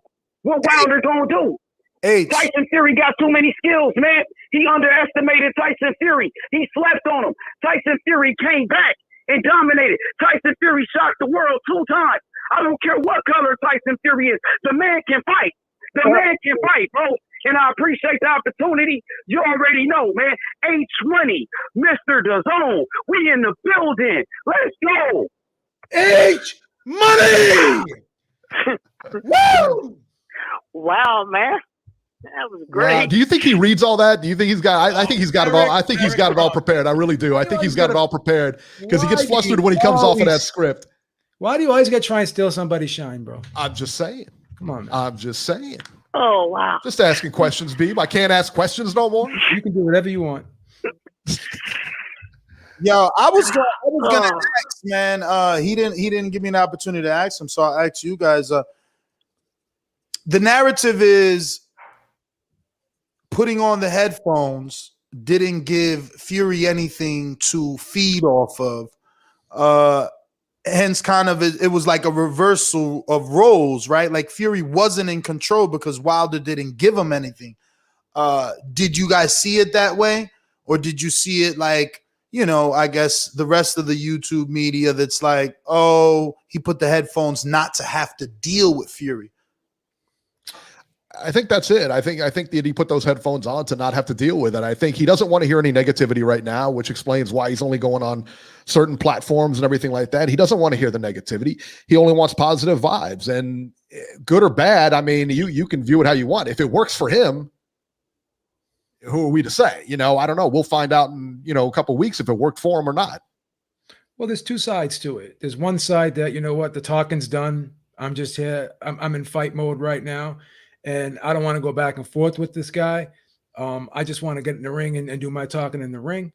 And then the other one is, you know what? I don't want to face the music. I don't want to, you know, I accuse this guy, and I don't want to face the guy who I'm accusing of all these things. I don't want to call him out. And, you know, the perception is that the whole press was against him. Everyone lied on him and this and that. And then, you know, Malik Scott's on 78's video saying, well, you know, we're not going to talk to people who disrespected us and shit on us. You know, if people want to just say that we lost, or they want to say, well, I'm picking Fury, whatever, we don't care about that. But that's not true, because Wilder went at people who, like the Charlo brothers, both of them, like they didn't say anything derogatory. They just said I think he lost. I don't think race had anything to do with it. They didn't call him any names. And then Wilder attacked Jamel. Then Jamal said, I don't think Fury cheated. And then Wilder attacked him. Paulie Malignaggi said, I scored the fight for Fury. Then Wilder attacked him. So it's not like people coming at him sideways. They just don't want to. They want blind loyalty. They want unconditional praise. That's what they want. And if they don't get it, then you're done. Then you're done. That's it. Like, think about this. Imagine being with a friend and you're fucking up all the time. You getting drunk, you getting behind the wheel, and your friend just doesn't say anything to you, doesn't care that you're fucking up. And then you get in a car accident, right? Like, your friend is like the enabler. Like, your friend is supposed to be there to walk you off that ledge. He's supposed to tell you when you're doing shit wrong. You want to hear the truth from people close to you. You don't want everyone to just tell you the right thing or what you're doing right. You want to be told when you're doing something wrong so you can fix what you're doing wrong. If everyone's just telling you everything you're doing is right, nobody's perfect. Nobody's perfect.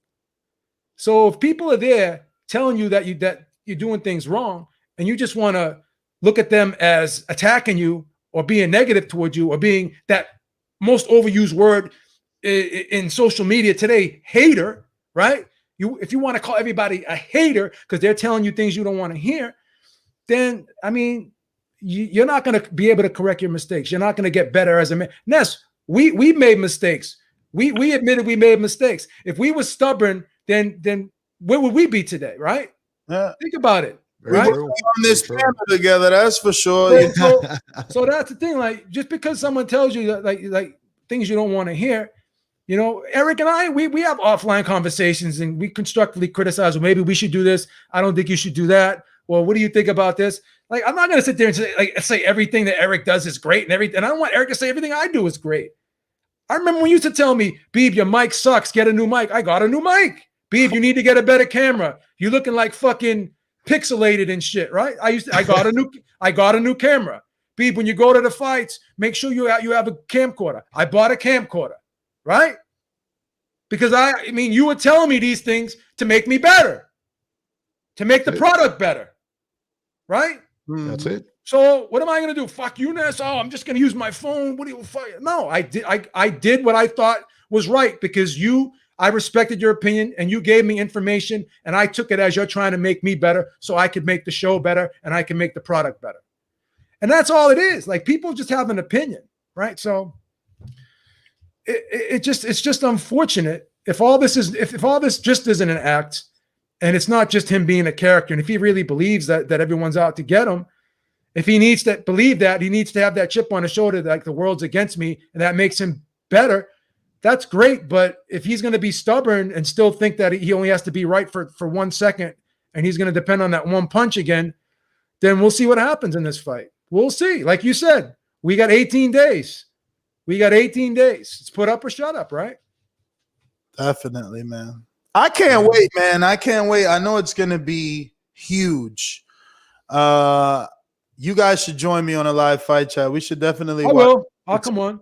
I remember the second one. That's why I don't understand the Breland. And that second one, you can hear me saying, like, yo, they got to stop this fight. They got to stop. Like, you know, it was pretty clear. So we'll see, man, what happens next, man. But guys, I'm going to cut out. I got my daughter in town. I do want to thank you guys for having me on. And, thank you so much for coming on, man. I know this meant a lot to the guys, meant a lot to me, and we appreciate you for sure coming on. Means a lot to me, man.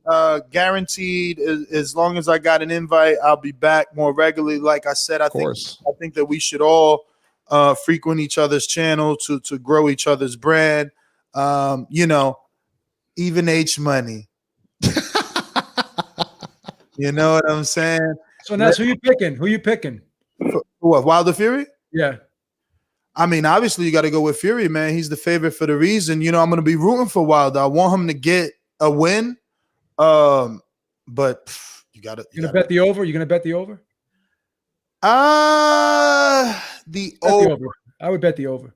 I would bet the over as well. You're saying they're going over. They probably knock him out maybe in between 8 and 10 rounds. Fury, I think what's the over under on it? 7? 7.5. Yeah. Take the over. 7.5. But it's minus money. It's not even a worthy bet. It's how much is it a minus? 115? 105 and 115. 105, 105 is the over, or 115 is the over? The under is 105, 115 is the over. Yeah, so it's almost even money in this. Exactly. You got to bet 115. You get 100 back. You get 100 back. Exactly. That's like a shit. So what are you gonna do? You get bet Fury. Like if you bet Fury, you're gonna lose money. The only way you can make parlay it. I would parlay it. You could do Fury, just money line with anything else, and see if you can at least get plus money. I don't do minus money bets, man. So you can bet Fury just to win straight up, and then maybe bet Fury by the knockout, or bet Fury by. Or you could bet Fury by knockout and Fury by decision. Then you get plus. I wouldn't do that either, because then you're just hedging. You know what I'm saying? Like I would just put Fury in parlays with other guarantees. Oh, I see what you're saying. Yeah, I'll just put Fury in a like a 3-team guaranteed parlay. Like I got you. FA, Fury, Fowler, and like that.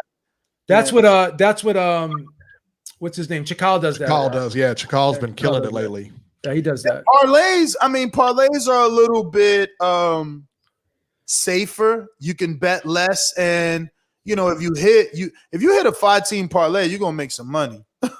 You just gotta, you know what I mean? Yeah. And it's a little bit easy in boxing. You can pick all the favorites these days, and if you pick all the favorites in the weekend, you'll end up like plus 300. So if you're $100 better, you are doing good because you're bringing home $400. It's on you. If you're a cheap guy like me betting 2, 5, 10 here, then you're not really bringing in the money. But yeah, man, I would rather bet on plus money. Okay, gotcha. There you go. All right, brother. All right, man. Fellas, man, thank you once again. It was absolutely everything I hoped that it would be. I can't wait to get back on with you guys. Nest GTO, all forms of social media. Catch me every morning at 9 a.m. live right here on youtube.com/The Boxing Voice. Thank you guys again. Till the next one. All right, man. Have a good one, man. All right, man. Thank you so much. Be strong, man. Awesome. That was a good reunion, man. That was really nice. Good stuff. That was awesome. There you go. All right, let's go on here with the topics here. Just real quick, we're going to wrap things up here in a minute. Gervonta Davis and Mario Barrios, the pay-per-view. Mike Coppinger is actually reporting that the pay-per-view did between 210 and 215,000. I'll be honest with you, that's still not crazy numbers. I don't know that there was the numbers they were hoping for. But he is a bigger, let me ask you a question, B. Where does this go here? Because they're talking about star power. Is he a bigger star than Josh Taylor, who's the undisputed champion? In America, yeah. Not in the UK. Yeah, but UK, Josh Taylor is very popular. Yeah. So you're thinking, now is Josh Taylor more popular in the UK than Gervonta Davis is in the United States? You can make an argument that possibly he is, because I know a lot of UK fans that love Josh Taylor, man. They love Josh Taylor. But Tank is really becoming a social media star. Like a lot of people in the entertainment business and the sports business are talking about Tank. I went to work and someone mentioned, like, who was that little guy that Floyd Mayweather promotes? He fought on, like, so he's getting popular just because of his affiliation with Floyd Mayweather, right? Yeah, water cooler, yeah. Yeah, and he's draws a really good house, right? He draws a really good live gate.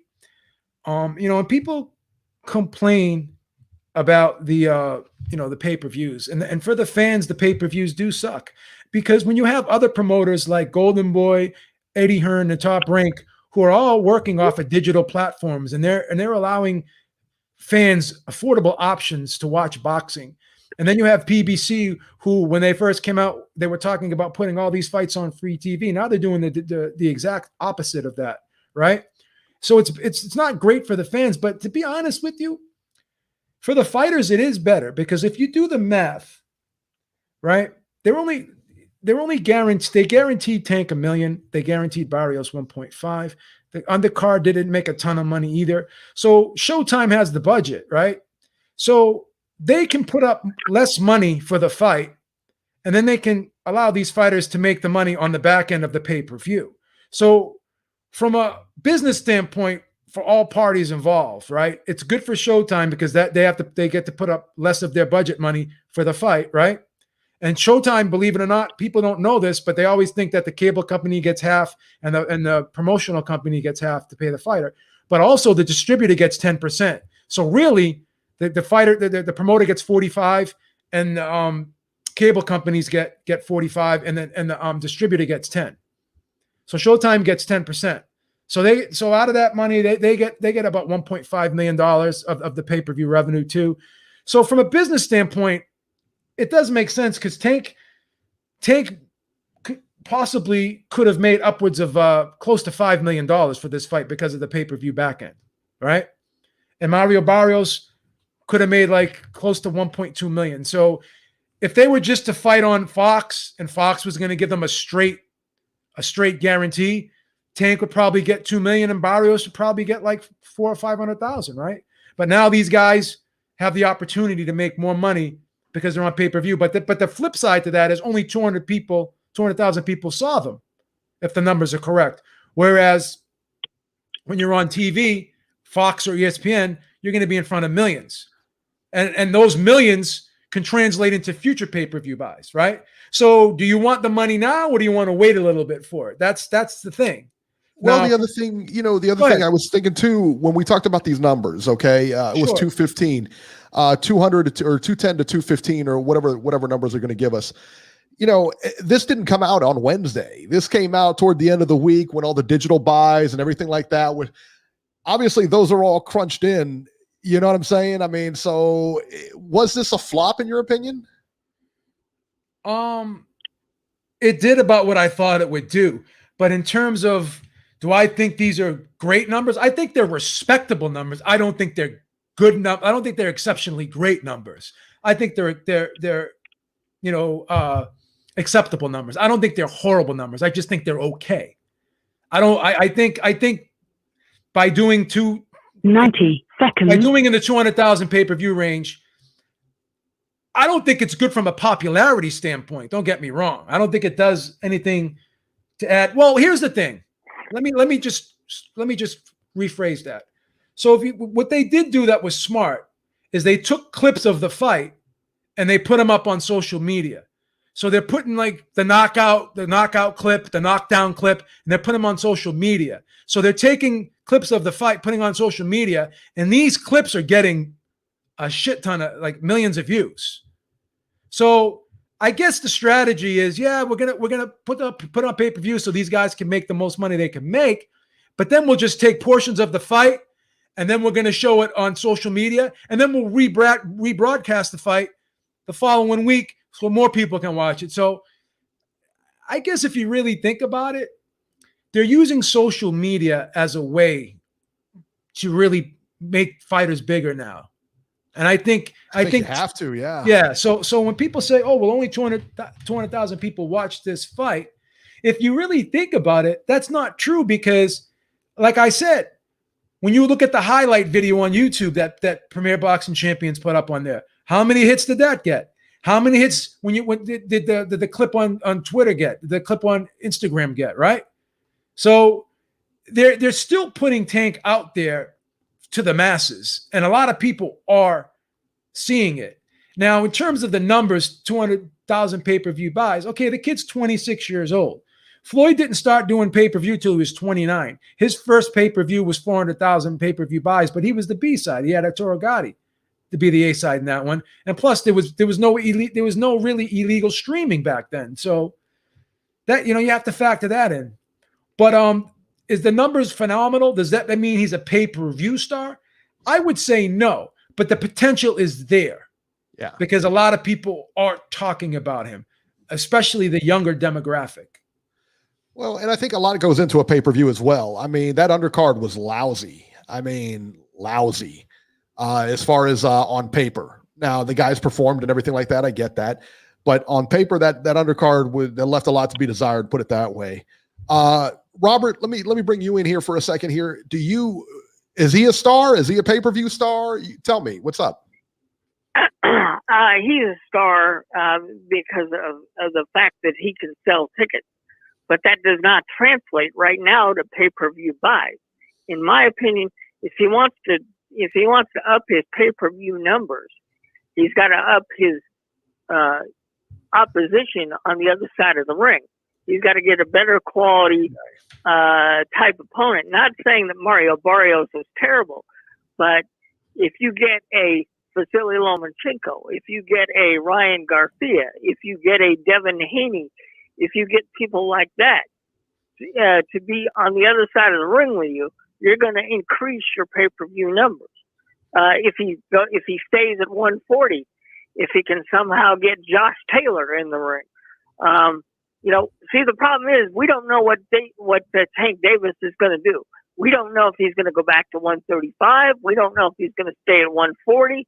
We don't know what he's going to do. And you have the problem of Floyd Mayweather basically admitting, we're going to keep things in-house.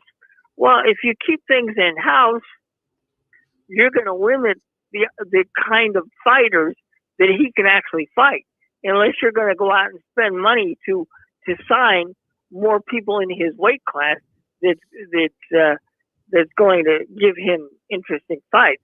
That's the one thing I hate about boxing these days, and especially in his division, 135.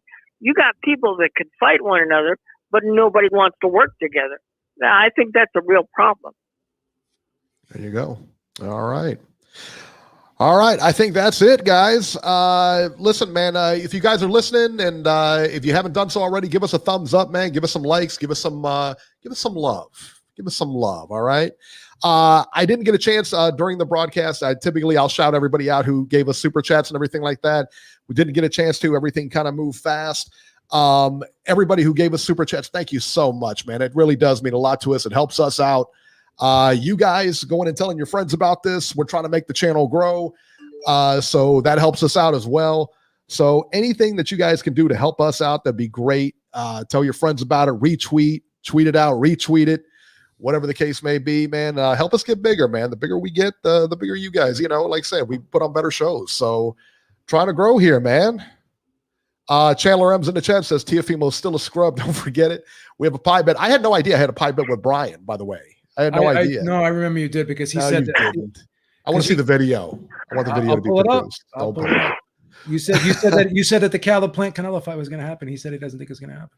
Yeah, well, hey, he might be right now. That looks like he's going to target Better BF or whatever. I guess Caleb Plant looks like he's pricing himself out. That's a dumb move on Plant's part. What's he going to do? My whole thing on this is, we'll talk about it real quick, is I think PBC wants to just keep control of that title. They want to get as many in-house fights as they can out of Caleb Plant. I think that he's going to fight. I'm hearing rumors that he's going to fight David Morrell again, the WBA, the guy that just knocked out Cazares in one round. And then I think he'll probably fight like Anthony Durrell, and then they're gonna end up probably matching him against David Benavidez, and then Anthony Durrell for real. I mean, like I said, they're gonna milk him for all the in-house fights that they can, and everyone does in-house fights, but PBC's got the most fighters, so they're doing in-house fights more than anyone else, and they openly say that we only want to do it. Listen to Mayweather saying we got enough fighters over here, we don't need to work with anyone else, right? So I just think that they want to milk this title for as long as they can, and then if David Benavidez does end up beating Plant, I think David Benavidez, in my opinion, has a better shot at beating Canelo than Caleb Plant does. Yeah, not at 175 because he ain't going back down. I mean, I don't think once he goes up there. I think he'll go back down. I don't think he'll stay up, man. He goes up there and beats the boogeyman at 175. Come down for what? He's already beat two guys up there. Yeah, I don't think big name guys. You could, if he does beat Beterbiev, he could go back. He could go after Bivol too. You're right. You could be right. Big guys up there, two big names, Kovalev and then Beterbiev if he wins. You could be right. Well, if he goes after Beterbiev and then he fights Bivol, and then he could possibly fight Joe Smith too. So Yeah. Yeah. So there you go. All right, guys.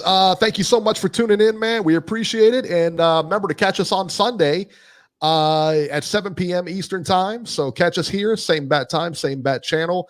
I'm at Ringside 73 on Twitter, at JHabib1 on Twitter, and catch Ringside Robbie. Where can we catch you, Robert? You can catch me on Legend Oldies Radio on every Tuesday. We do a podcast all about every sport from 6 to 8 Eastern. And if you guys want to call and leave me any kind of messages or anything, you can call 773-572-3034 and be sure to leave messages, and I will get back to you. There you go. Please, there you Rob. go. Oh, stop it, Beeb. What's the matter with you? All right, guys, we will catch you next week.